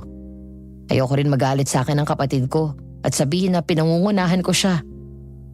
Ako naman ay galing sa coffee shop at hinatid ako sa bahay ni Edward kaya doon na siya pinakain ng hapunan ni Dad. Aries, nasaan ang kapatid mo? Hindi ko po alam, Daddy. Ay, nako, ang kapatid mong yan. Hindi ko na alam kung anong ginagawa sa buhay. Hindi ko makausap ng maayos at parang umiiwan sa akin. Mula nang mawala ang mami mo, hindi na siya napakali dito sa bahay. Huwag naman sana, pero nagdududa na ako. Baka gumagamit siya ng droga. Nakita mo naman ang itsura niya. Biglang namayat, namumulang mata. Yun din po ang sasabihin ko sana, sir. Napapansin na rin ng ilan sa mga kasama ko. Kapag nilalabhan ang damit niya, amoy alam nyo na. Tapos minsan, amoy malansa na masangsang na parang nahaagnas na bangkay. Minsan naman malansa na amoy similya ng lalaki. May boyfriend ba si Adi? Ay, hindi ko alam. Yang batang yan ay may pagka-liberated. May mga nababalitaan ako na kung sino-sino ang dinedate. Hindi ko naman makausap dahil palaging umiiwas o kaya ako naman ang busy sa trabaho. Pati mga trabaho niya sa opisina napapabayaan na. Hindi ko na alam ang gagawin niya. Hindi kami nagkulang sa pangaral. Hindi kami ganun kahigpit sa kanilang magkapatid. Baka dahil sa pagkamatay ni Tita Claire. Kaya siya nagkakaganyan. Matagal nang ganyan ang lifestyle ni Adi. Pero hayaan niyo po, pagsasabihan ko. Becky, alam mo ba kung saan nagpunta si Adi? Hindi po eh. Basta ang narinig ko, nagpa-drive kay Juno. Ay pupuntahan daw sila na bahay ng kaibigan niya. Tito, bukas na po pala ulit ang session ni Eri sa doktor niya. Ako na po maghahatid at magsusundo sa kanya. Salamat, Edward. Mabuti na lang at narito ka. Maraming trabaho ngayon sa opisina, lalo na sa branch ng kumpanya sa Maynila. Kaya halos hindi na ako nakakauwi dito. Huwag po kayong mag-alala. Ako na bahalang umalalay kay Eris. Dad, pakiramdam ko, may ibang babae si Steven. Ano? Bakit mo naman nasabi yan? Hindi na siya halos tumatawag sa akin eh. Mahigit 1 buwan na siya hindi nagpaparamdam. Hindi ko nga alam kung kami pa eh. Anak, kung yun ang magiging tadhana nyo mabuti na yung unti-unti mong tanggapin. Pero ang unfair naman noon, bigla na lang siya mawawala ng walang paalam. Hindi ko alam kung may mali ba akong nagawa. Sana man lang nakipag-iwalay siya ng maayos. O baka mamaya hindi na ako sapat sa kanya. Baka napagod na siya na mag-alaga na gaya ko. Huwag mong sabihin yan. Kung wala siya, nandito kami. Lalo na ako. Pero hayaan mo. Aalamin ko sa kanya. Napunta sa tunog ng doorbell ang atensyon namin nang magring yun. Nagmamadali naman tumakbo si Becky palabas. Maya-maya ay binuksan nito ang pinto at natanaw ko mula doon si Nanay Josie. Nakita kong niyaya ito ni Ate Becky na pumasok, pero tumanggi ito. Eris, tawag ka ni Manang Josie. May sasabihin daw sa'yo. Tungkol saan daw? Nangungutang ng bawang. Naubusan daw kasi siya. Tapos gusto ka raw niyang makausap. Baka mangungutang din sa'yo ng pera. Sige, ako na bahala. May pera naman ako dito sa bulsa ko eh. Saktong natapos na akong kumain nang tumayo ako. Inayos ko pa muna ang sarili ko dahil ayokong ipahalata kay Nanay Josie na nagkakaproblema ako sa anak niya. Mabait ang ina ni Steven. Kahit madalas siyang umutang sa amin ni Edward, walang kaso yon dahil binabalik naman niya agad yung inuutang niya. Nang makalabas ako ay ngumiti siya sa akin. Nay, eto na po yung bawang nyo. Pinadagdagan ko na. Gumagawa ho ba kayo ng mga pangontra? Oo, langis ang ginagawa ko. Ay, siya nga pala. Ginawa ko pala ito para sa'yo. At saka eto, isuot mo palagi hanggat hindi pa napapatay ang aswang. Salamat po. Itong bote na ito ay gaya ng ibinigay ko kay Edward. Kapag may sumugod na aswang sa'yo, sabuyan mo siya nito at tsak na daig pa niyang nalapnos ang balat. At itong medalyon, isuot mo palagi. Protection yan. Kapag sinugod ka ulit ng aswang, idikit mo sa kanya yan at masusunog ang balat niya. Kapag matagal na nakadikit sa kanya yan, mamamatay siya. Opo, salamat po. Pero safe naman ako dito sa bahay, Nay. Hindi niyo po kailangan na mag-alala. May nararamdaman ako. Ano po yun? Nasa paligid mo lang ang aswang. Umaalikid. Naghihintay ng tamang pagkakataon para umatake. Pero babalik siya. Napatay na po namin ang aswang. Nakita ko po. Buhay pa siya. Dahil ang tanging makakapatay lang sa kanya ay kapag tumama sa puso niya ang dulo ng patalim na pilak. Yung binigay ko kay Edward, yun. Kapag wala na ang mga aswang, matatahimik na ang lahat. Tatandaan ko po yung sinabi niyo. Isa pa pala, may 150 ka pa dyan. Pwede bang mangutang? Sabi na eh. Eto po, hinanda ko na. Salamat ha. Pasensya ka na ulit. Nay? Si Steven po, nagkakausap po ba kayo? Nasaan na po siya? Eris, sasabihin ko ito para sa ikabubuti mo ha. Opo. May ibang buhay na si Steven. Mukhang hindi na siya babalik.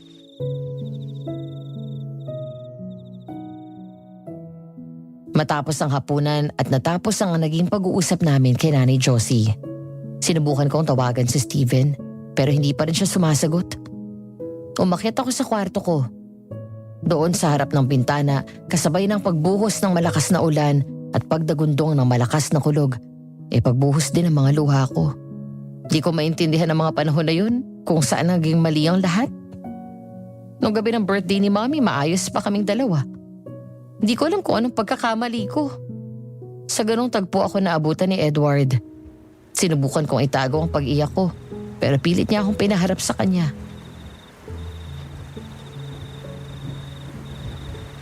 Ang sabi ni Nanay Josie, may ibang buhay na si Steven. Edward, mukhang hanggang dito lang ang relasyon namin. Okay lang umiyak, boss. Nandito lang ako. Ang sakit. Basta na lang siyang nawala. Ang dami namin pangarap eh. Sabi pa niya magpapakasal kami basta mag-iipon lang siya. Iyaan mo na siya. Nandito pa naman ako eh. Ako, hindi ako mawawala sa buhay mo kahit kailan. Huwag kang aalis ha. Huwag mo ako iiwan. Hindi naman talaga ako umaalis sa tabi mo eh. Mula nung mga bata pa tayo, lagi lang ako nasa likod mo. Wala na si Mami. Iniwan ako ni Steven. Kaya kapag pati ikaw nawala, hindi ko alam kung makakaya ko pa. Hindi mangyayari yon. Kung gusto mo, pakasalan pa kita eh. Puro ka talaga kalokohan. Tahan na, okay? Isang araw, magkakaliwanagan din kayo ni Steven. Okay. Nga pala, may nakalimutan akong itanong. Sa'yo ba tong kwintas na to? Ay, hindi sa akin to, kay Adi. Bakit? Paano napunta to sa'yo? Wala lang. Napulot ko kasi sa harap ng bahay. Akin na, ako na magbibigay sa kanya. Pwede bang ako muna maghahawak? Sige. Bakit? Gusto mo ba ng mga ganyang kwintas? Oo. Nagandahan ako sa pendant eh. Magpapakustomize ako ng gaya nito. Okay.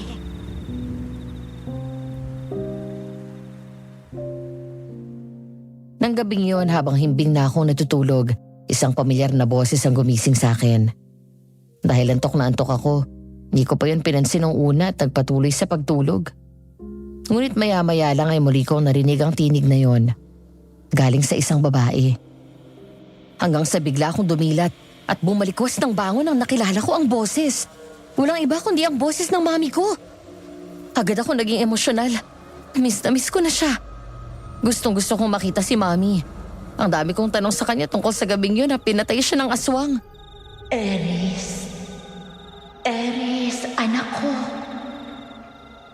Mami? Tulungan mo ko. Mami? Mami, nasan ka? Halika dito, Eris. Nagmamadali akong bumaba ng kama at nagsuot ng silk robe. Sa pagmamadali ko, hindi ko na nakuha pang magsuot ng tsinelas. Lumabas ako ng bahay at sinalubong ako ng makapal na hamog sa paligid. Tumakbo ako at sinundan ko ang pinanggalingan ng tinig ni Mami. Walang tao sa kalsada. Ang mga bahay at tindahan sa paligid ay sarado na. Hindi ko na naisip kung may darating na aswang. Dahil ang tanging nasa isip ko ng mga sandaling yun ay ang makita siya ulit. Ang mayakap siya at sabihin kung gaano ko siya kamahal. Lakad takbo. Palingon-lingon ako habang parang batang umiiyak at nawawala ng paulit-ulit na tinatawag si Mami. Mami, nasan ka? Mami! Nandito ako, Eris. Lumapit ka dito. Mami! Mami! Tama. Ako nga ito. Halika dito. Mami! Lumapit ka. Miss na kita, Ma'am! Dinala ako ng tinig niya sa lugar kung saan siya pinatay. Ganon na lang ang naramdaman kong saya sa kabila ng matinding emosyon. Nang sa wakas maramdaman ko ulit ang mainit niyang yakap. Nang makita ko ulit ang maganda at maahon niyang mukha. Nagmamadali akong tumakbo palapit sa kanya at mahigpit na nagyakap. Sa mga bisig niya ay binuhos ko ang luha ko dahil sa labis na pangungulila sa kanya. Suot ang damit noong birthday niya. Nakangiting pumikit ako ng isang dalawang ulo sa dibdib niya. Para akong bata, Madam Venus.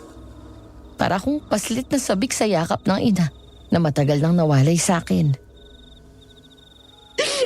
I missed you, Mami. Na-miss kita ng sobra. Nandito na ulit ako.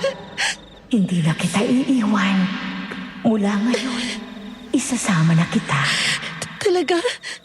Saan tayo pupunta? Sa impyerno! Napakadali mong hilangin! Iwan mo ako, hayop ka! Pati si Mami, ginamit mo! Tulungan niyo ako! Kahit anong sigaw mo, Tulungan ay niyo! walang makakarinig sa'yo dahil mag-isa ka na lang dito! Tawan mo ako! Daddy! Edward! Tulong! Siniko ko ng malakas ang aswang sa mukha. Saka ko siya tinuhod ng malakas sa tiyan. Nang mabitawan ako nito'y nagmamadali akong tumakbo palayo. Hanggang sa bigla kong hablutin ito sa buhok sabay hila. Bago ko pa malaman ang sunod na nangyari, naramdaman ko na lang na bigla niya akong kinagat sa balikat. Napaliyad ako kasabay ng kirot na naramdaman ko. Kasunod nito ay ang pagsaksak niya sa tiyan ko gamit ang matalas niyang kuko. Doon ako umubo at lumabas sa bigbig ko ang dugo. Na mga sandaling yun ay para akong nauupos na kandila. Nangihina ang dalawang tuhod ko hanggang sa binitawan ako ng aswang at hinayaang bumagsak sa lupa. Pinilit kong gumapang kahit na anumang oras alam kong malalagutan na ako ng hininga. Edward! Tama ko! Matamis nga ang dugo mo! Daddy! Edward! Magpaalam ka na sa mundo! Dahil susunod ka na sa nanay mo! Eris! Gising, anak! Anak! Eris! Wag! Wag! Anak! Wake up! Pinabangungot ka, anak! Kinagat ako ng aswang, Dad. Kinagat niya ako. Gusto ako patayin ng aswang. Dad! Walang aswang. Ligtas ka dito. Nandito ka sa loob ng kwarto mo.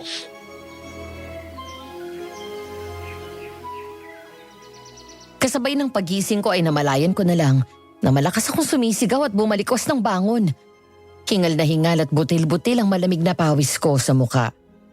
Nang lumingon ako sa magkabilang gilid ko, ay bumungad sa akin ang mga nag-aalalang mukha ni Dad at Ate Becky.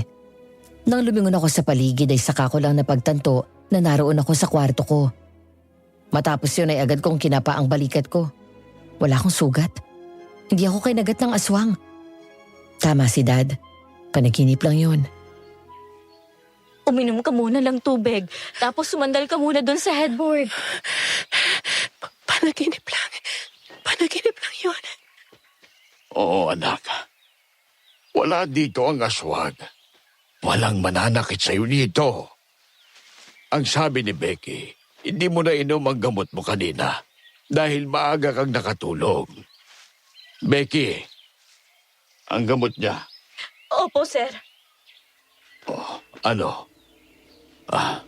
Okay ka na.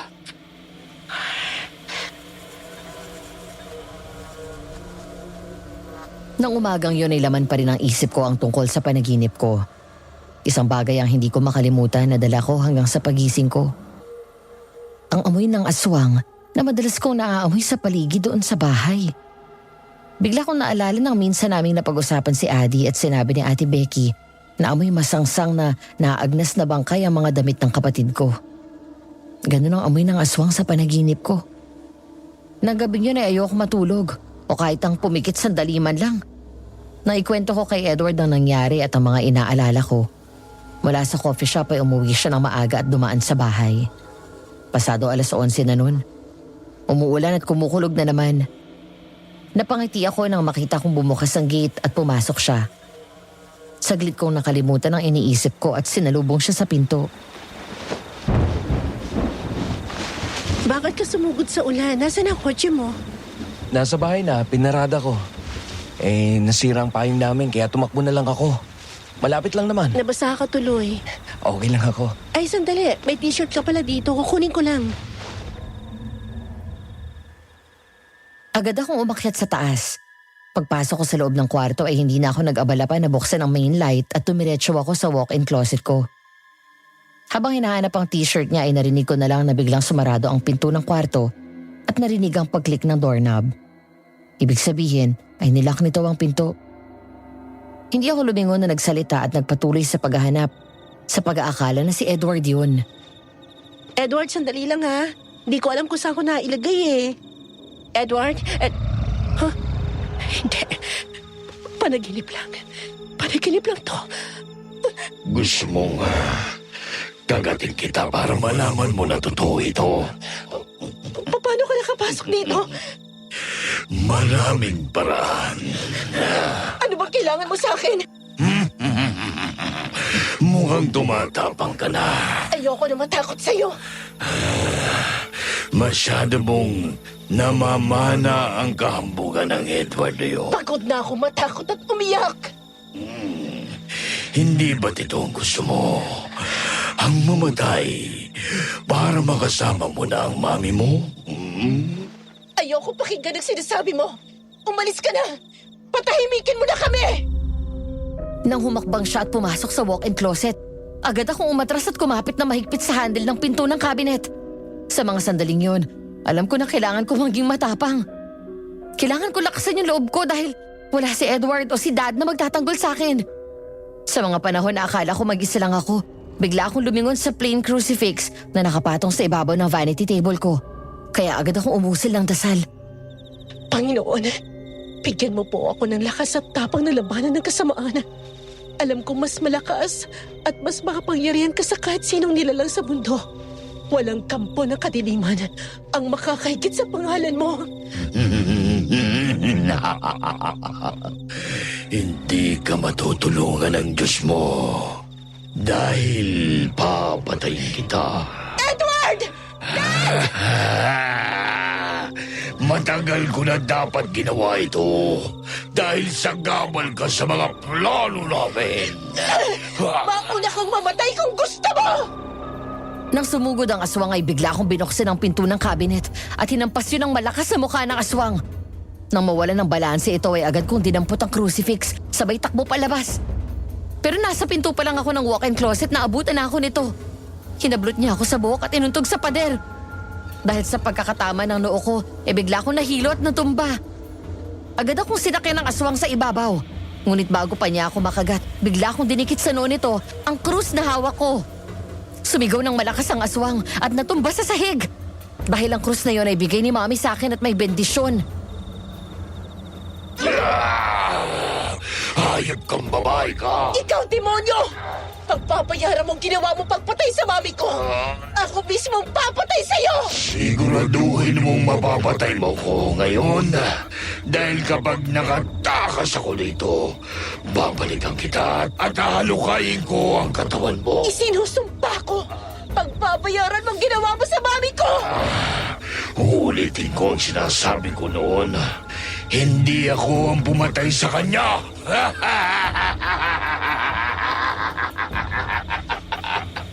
Eris! Eris! Ano nangyayari dyan? Anak! Buksan mo itong pintuan! Tulong! Nandito yung aswang! Ha? Becky! Becky! Ang susi sa kwarto ni Iris! Bilisan mo! Nang nagtangka akong gumapang papunta sa pinto ay bigla akong hinila nito sa paa. Kaya sinipa ko siya ng malakas. Muli akong nahawakan nito sa paa at akmang kakagatin nang bigla kong sinaboy sa mukha niya ang laman ng bote na binigay ni Nanay Josie. Pagkatapos ay kinuha ko ulit ang krus at dinikit yon sa dibdib ng aswang kaya malakas na sumigaw ito. Nasa ganun kaming eksena nang sa wakas ay bumukas ang pinto. Nang makita ako ni Edward ay agad siyang lumapit at nilabas ang patalim na pilak mula sa likod at sinakyan ng aswang. Habang ako naman ay agad hinubad ang medalyon na suot ko, saka yon dinikit sa noo ng aswang. Doon siya lalong pumiglas, pero hindi niya magawang umalpas dahil hawak na siya ni Daddy sa mga kamay. Patayin mo siya, Edward! Bitiwan niyo ko! Huwag! Ngayon, sisiguraduhin kong hindi ka na mabubuhay!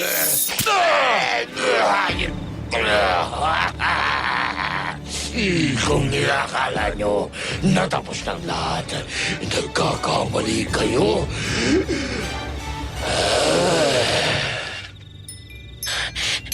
Patay na siya. Salamat sa Diyos. Ay, salamat at patay na siya. Teka, tatawagin ko si Manang Josie. Pinagtulong-tulungan na naming ibaba ang aswang mula doon sa kwarto ko. Hindi na bumalik sa dati ang anyo nito, kaya hindi namin alam kung sino ang nasa likod ng katauhan ng aswang. Hanggang sa matigilan ako ng pagbukas ng pinto sa likod bahay, nakita ko doon ang mga taong inakala ko'y hindi ko na makikita pa. Nakatayo sa gitna ng hardin, sa gitna ng malakas na buhos ng ulan. Ang lahat ng lungkot at takot biglang nawala. Steven? Nasaan siya? Anak, wala si Steven doon. Wala na siya. Hindi. Ayun siya. Nasa ibaba. Eris! Bumalik ka rito! Hindi ako nakinig sa sinabi ni Dad. Hindi ko maintindihan ang mga sandaling yon ang ibig sabihin niyang wala na siya. Nagmamadali akong bumaba ng hagdan kahit na nahihilo ako. Pati ang malakas na ulan hindi ko inaalala. Agad akong tumakbo palapit kay Steven at yumakap ng mahigpit sa kanya. Steven, sabi ko na nga ba't pabalik ka? Eris, makinig ka sa akin. Hindi mo naman ako pinagpalit sa iba, di ba? Ako pa rin ang mahal mo. Di ba sinabi ko nun sa'yo na ikaw ang huling babaeng mamahalin ko? Halika na sa loob. Pumasok na tayo. Baka magkasakit ka pa eh. Doon tayo mag-usap. Eris, may sasabihin ako sa'yo kaya ako nandito. Doon mo na sabihin sa loob. Halika na. Nandito ako para magpaalam sa'yo. Magpaalam? Bakit? Saan ka pupunta? Eris, I'm sorry. Kailangan kong umalis dahil hindi na ako dapat nandito. Tapos ng misyon ko, ang bantayan ka at protektahan kalaban sa aswang na gustong pumatay sa'yo. Ano? Hindi kita maintindihan. Noong gabing patay ng aswang si Tita Claire, isa rin ako sa pinatay nila. Ano? Hindi. Hindi yan totoo. Niloloko mo lang ako. Hindi ka patay. Bakit nakakausap kita? Bakit nakikita kita? Dahil ayokong mabigla ka kapag nalaman mo na wala na ako. Anak, Nang lumingon ako matapos kong marinig ang boses ni Daddy, nakita ko na naroon hindi lang si Daddy, si Edward at ang mga kasama ko sa bahay. Naroon din si Nanay Josie. Umiiyak at yakap ang larawan ni Steven. Bigla akong nalito sa pangyayari. Hindi ko alam ang dapat kong paniwalaan. anak. Sinong kausap mo, Si anak? Steven! Si Steven, Dad! Nandito siya! Hindi mo ba siya nakakita, Dad? Edward? Ate Becky? Anak, wala na si Steven. Patay na siya. Hindi totoo yan! Hindi totoo yan! Patawarin mo ako, Eris. Hindi ko na matutupad ang mga pangako ko sa'yo. Pero lagi mong tatandaan na mahal kita. Wag! Wag mo akong iiwan, please! Wag! Sinabi ko kay Edward na mula ngayon, siya nang bahala sa'yo. Hindi! Huwag kang umalis. Huwag kang umalis. Sa paglipas ng mga araw, gusto kong umusad ka. Maging masaya ka ulit. Gusto kong mag-asawa ka. Magkaroon ng sariling pamilya. Yung pangarap nating dalawa, tuparin mo. Sa ganung paraan, matatahimik ako. Mahal na mahal kita. Mahal na mahal din kita. Mahal, hanggang dito na lang tayo. Kung may buhay pa na susunod, hahanapin kita ron. Dalhin mo sana ang pag-ibig ko kahit di mo na marinig. Paalam sa'yo kung minahal ng buong buo. Sa huling pagkakataon, niyakap ako ng mahigpit ni Steven at hinalikan ng matagal sa labi. Pagkatapos sa pagitan ng mga luha, ay ngumiti siya sa akin. Isang mapait na ngiti na hindi ko inisip na makikita ko mula sa kanya. Ilang sandali pa ay unti-unting naglaho ang mga katawan ni Steven sa harapan ko. Sa gitna ng malakas na ulan ay tuluyan na siyang nawala. Napaluhod ako sa lupa at doon umiyak na umiyak. Maya-maya ay lumapit sa akin si Edward at niyakap ako sa kanyang bisig. Doon, mas lalo akong bumuhos ng emosyon. Nawala sa isip ko na bukas pa lang ang third eye mo. Kapag kasama natin si Steven mula na mangyari ang gabing yun, napaka-casual mo siyang kausapin kaya hindi ko rin nahalata. Pero nagpapasalamat ako na bago siya tuluyang umalis, nagpaalam siya sa akin. Kinailangan kong gawin yun para hindi ka makahalata. Hindi niya kayang umalis nang hindi nagpapaalam sa'yo. Dahil alam niya, matapos nung naging epekto sa'yo ng pagkawala na Tita Claire, hindi mo nakakayanin kapag nalaman mo na pati siya ay wala na. Pumayag ako at nagkasundo kaming lahat na ilihim muna sa'yo ang pagkamatay niya. Nanay Josie, pasensya na po ko hindi ko agad kayo nadamayan. Kaya ako balik ng balik sa inyo dahil nagbabakasakali akong makita ko doon ang anak ko. Ginagamit ko lang na dahilan ng nangungutang ako. Dahil hinahanap ko si Steven. Gusto ko siyang makita ng paulit-ulit habang narito pa siya. Nang sa ganon, mawala ang pangungulila ko sa kanya. Pero ang ina na nawala ng anak ay hindi kailanman makakausad. Kaming dalawa na lang ng anak ko ang magkatuwang sa buhay. Isa akong albularya pero wala akong nagawa para ipagtanggol siya laban sa aswang. Nagagawa kong gumamot ng ibang tao. Sagipin ang buhay nila mula sa kulam o kung ano pang masamang elemento. Pero ang sarili kong anak, hindi ko nagawang sagipin. Nay, nandito pa po kami ni Edward. Nang una siyang nagpakita, binilin ka niya agad sa akin. At nangako po ako sa kanya na hindi ko kayo pababayaan. Para ko na rin po kayong pangalawang ina. Ang kawawa kong anak. Ano po ang plano niyo ngayon? Uuwi na ako sa Negros, sa bayan namin. Nagkausap kami ng kapatid ko at pinapauwi na nila ako doon.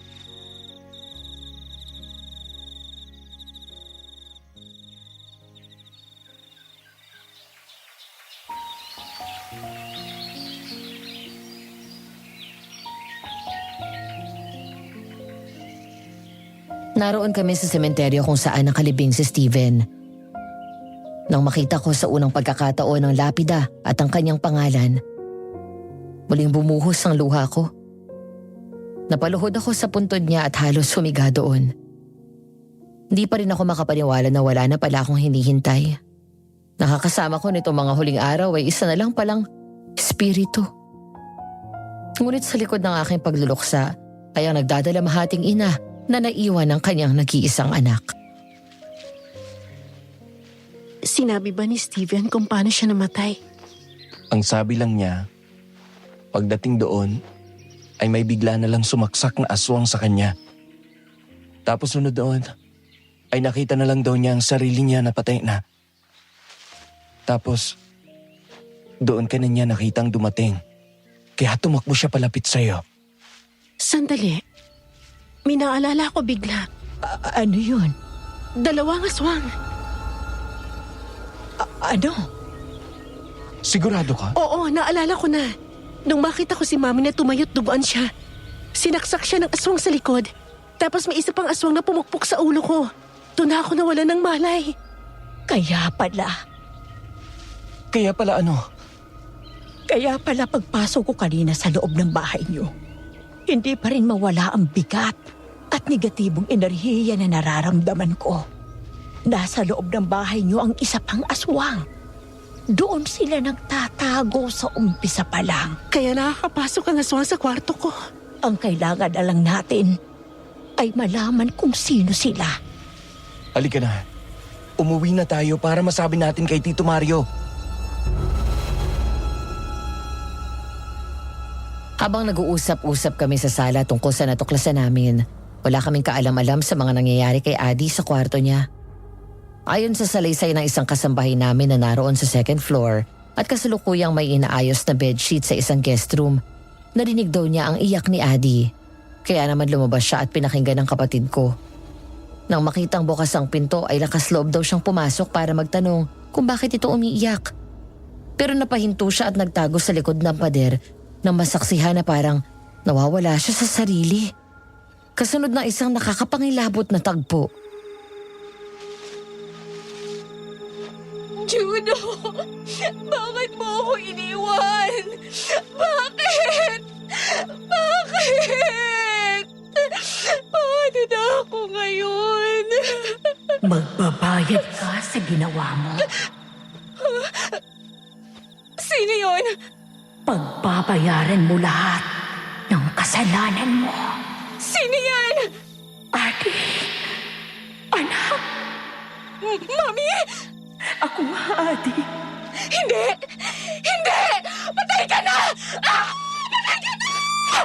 Bakit mo ginawa yun, anak? Saan kami nagkulang ng daddy mo sa'yo? I'm sorry, Mami! I'm so sorry! Hindi ko sinasadya!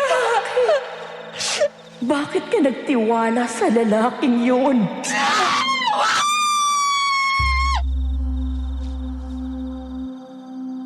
Habang nangyayari yon sa loob ng kwarto niya, sa kalagitnaan ng pag-uusap namin nila Dad, ay may naalala si Edward. Mula sa bulsa ng pantalon nito ay nilabas niya ito at pinakita kay Daddy. Nakita ko siyang nagulat pagkakita doon. Ang kwintas na minsan na niyang tinanong sa akin. Oh, ang kwintas na ito. Paanong napunta sa iyo? Nung hindi pa nakakatawid si Steven, iniwan niya ito sa bahay. Nakita po mismo ni tatay. Alam niyo naman sa kanya ko namana yung third eye ko. Tapos, napanaginipan ko siya ng gabing yon na nakuha ko yan.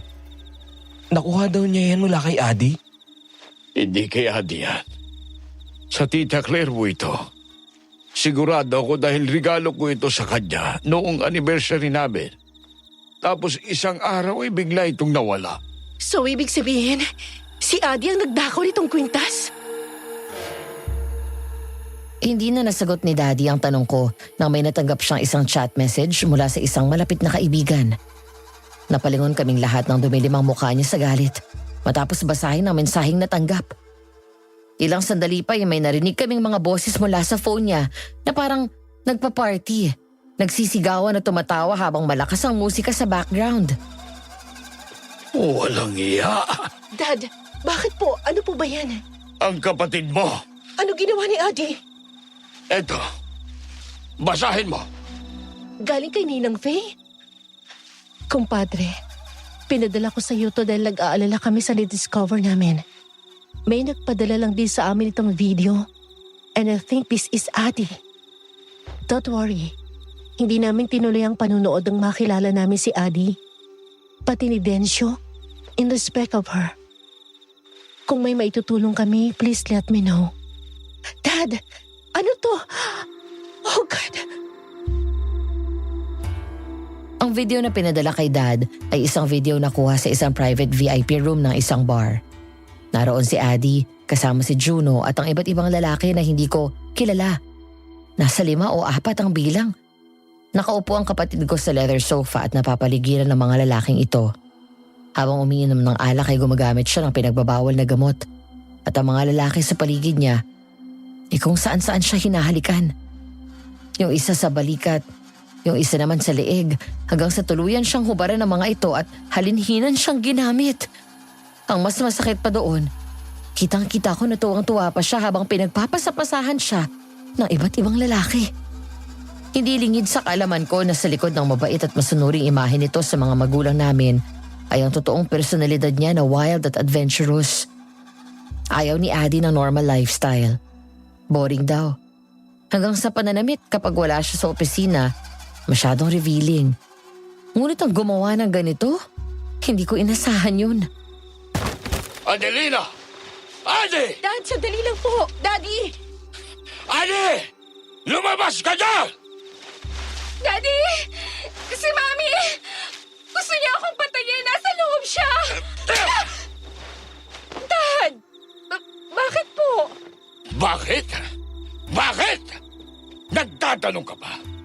May pinadalang video sa akin ng Tita Faye mo. Walang niya ka. Ang akala ko ay photography ang inaasikaso mo dun sa Maynila. Puro pula ka mabuyan ang ginagawa mo! Ah! Dad! Tama na! Hindi ko kayo maintindihan! Eto! Panuulin mo ang kababuyan mo!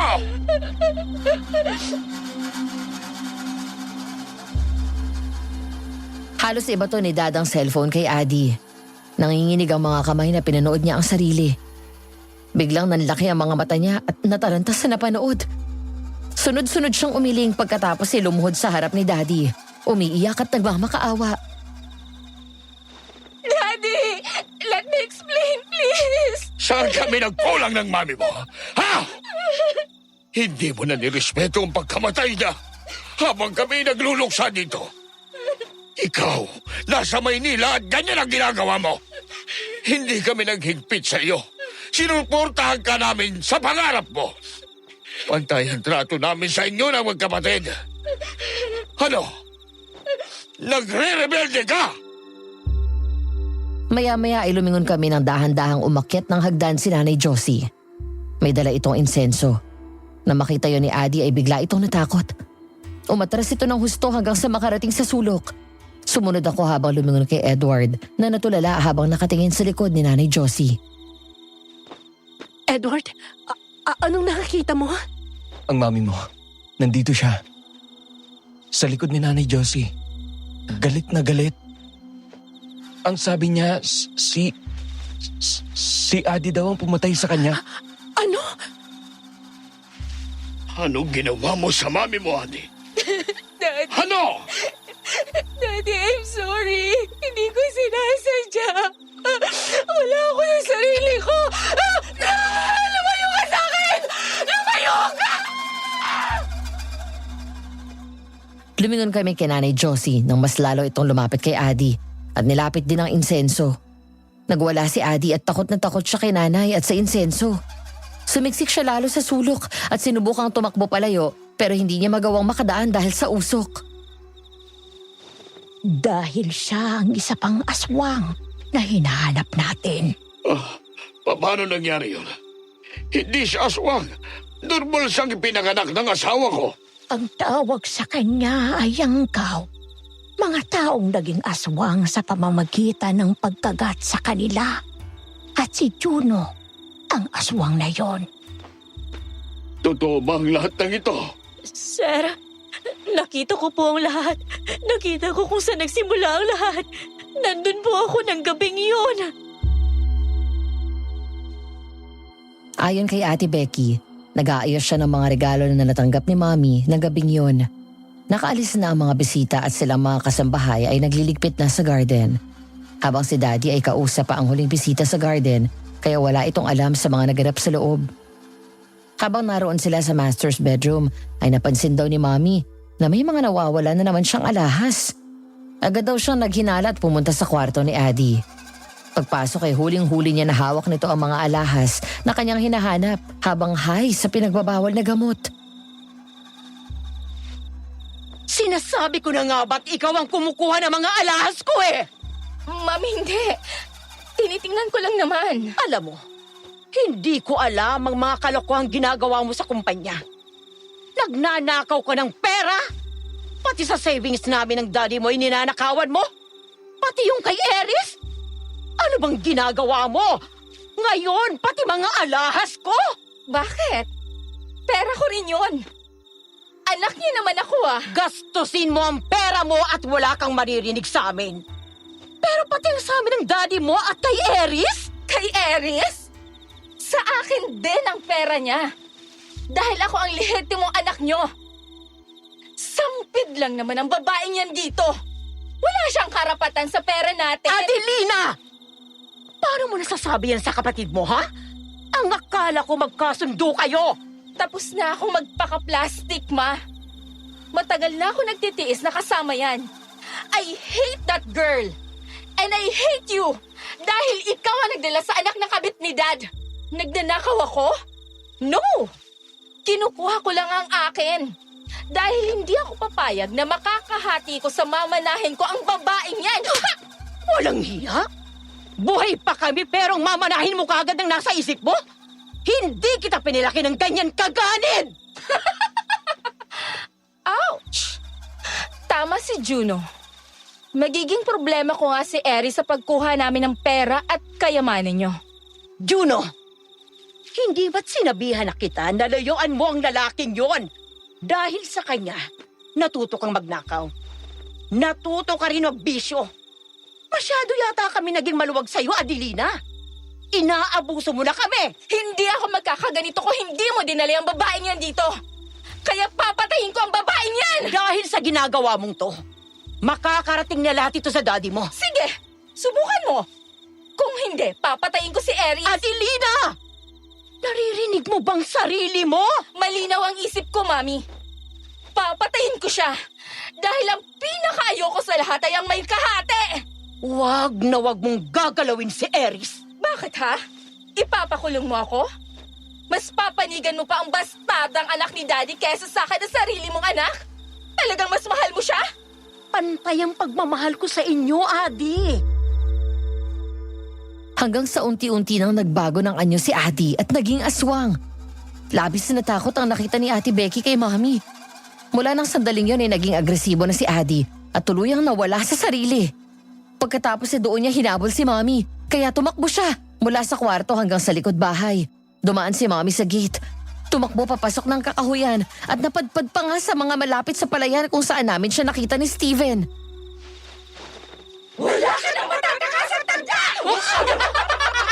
Adi, gumising ka! Ako to ang mami mo! Patayin mo na yan. Makakasagapal yan sa plano natin. Ang kwintas na pinangako ko sa'yo!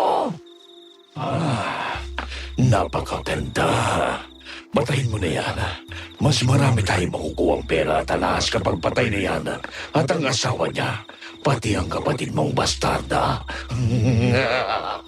Huwag kang makinig sa kanya. Hayop ka! Anong ginawa mo sa anak ko? Masyadong liberated itong anak mo. Masyadong malandi. Basta may lalaki, handa siyang ibigay ng sarili niya.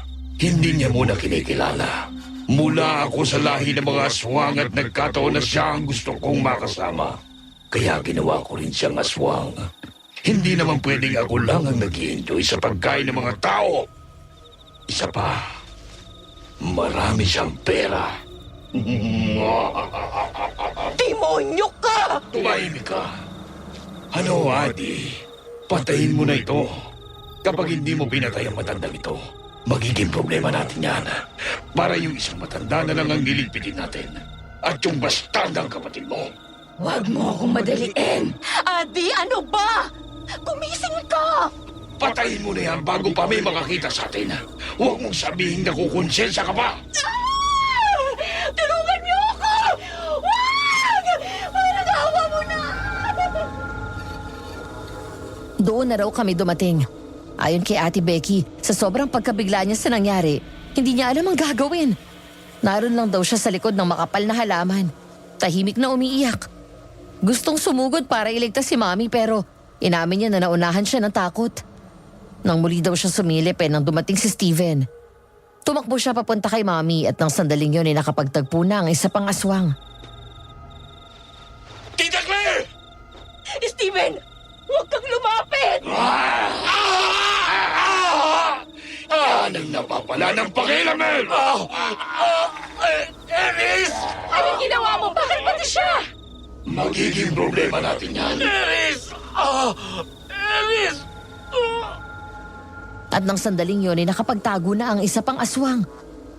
Bago bumagsak sa lupa si Steven, ay nahablot nito ang kwintas na yon kay Juno. Hinila nito ang katawan ni Steven sa gilid, kaya marahil ay hindi ko napansin. Doon na daw ako dumating at nakita na nga kung paano pinatay ni Adi si Mami. Matapos ang salaysay ni Ate Becky, ay tumingin ako sa kanya na umiiyak dahil sa takot at magkahalong pagsisisi. Patawarin niyo po ako kung tagal kong nanahimik. Natatakot po kasi ako na baka kapag nagsumbong ako sa inyo at malaman niya ay patayin din ako ni Adi. Ikaw ang pumatay sa mami mo. Ay, nasaan ang konsensya mo?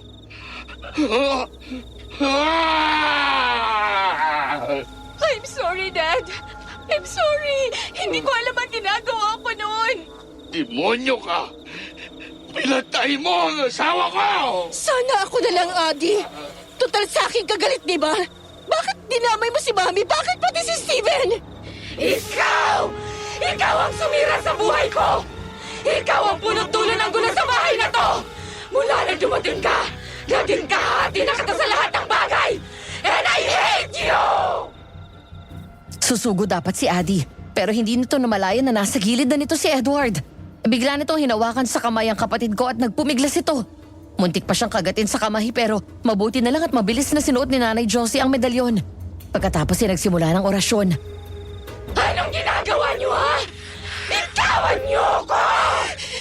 Minahal kita ng totoo, Adi. Kahit kailan wala ako inagaw sa'yo. Sana sinabi mo na lang nung una na ayaw mo sa akin, di sana umalis na lang ako. Pero mas pinili mo na magkunwari na okay tayo. Plastic ka! Napakagaling mo magkunwari. Hindi ako ang punot dulo ng lahat ng to. Ikaw at ang pagiging ganid mo. Nakiisa ka sa aswang na yon kaysa humingi ng tulong ng kagatin ka niya.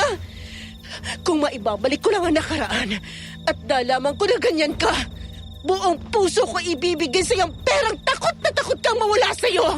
Sa'yo na yon. Basta akin si Mami! Kinasusuklaman kita! Mas nakakasuklam ka! Sinayang mo. Ikaw na hiniling ni Mami sa Diyos. Ipinagbuntis ka niya ng 9 na buwan.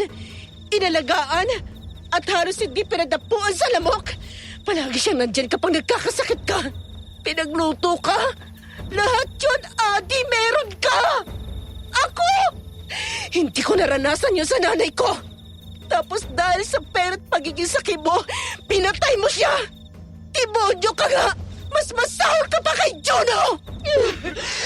Mami! I'm sorry! Hindi ako makahinga! Daddy! Tulong! Para sa katatahimik ng lahat. Para sa hustisya, para sa mami mo at kay Steven. At ng mga inosenteng taong pinatay nyo. Patawarin mo ako, anak.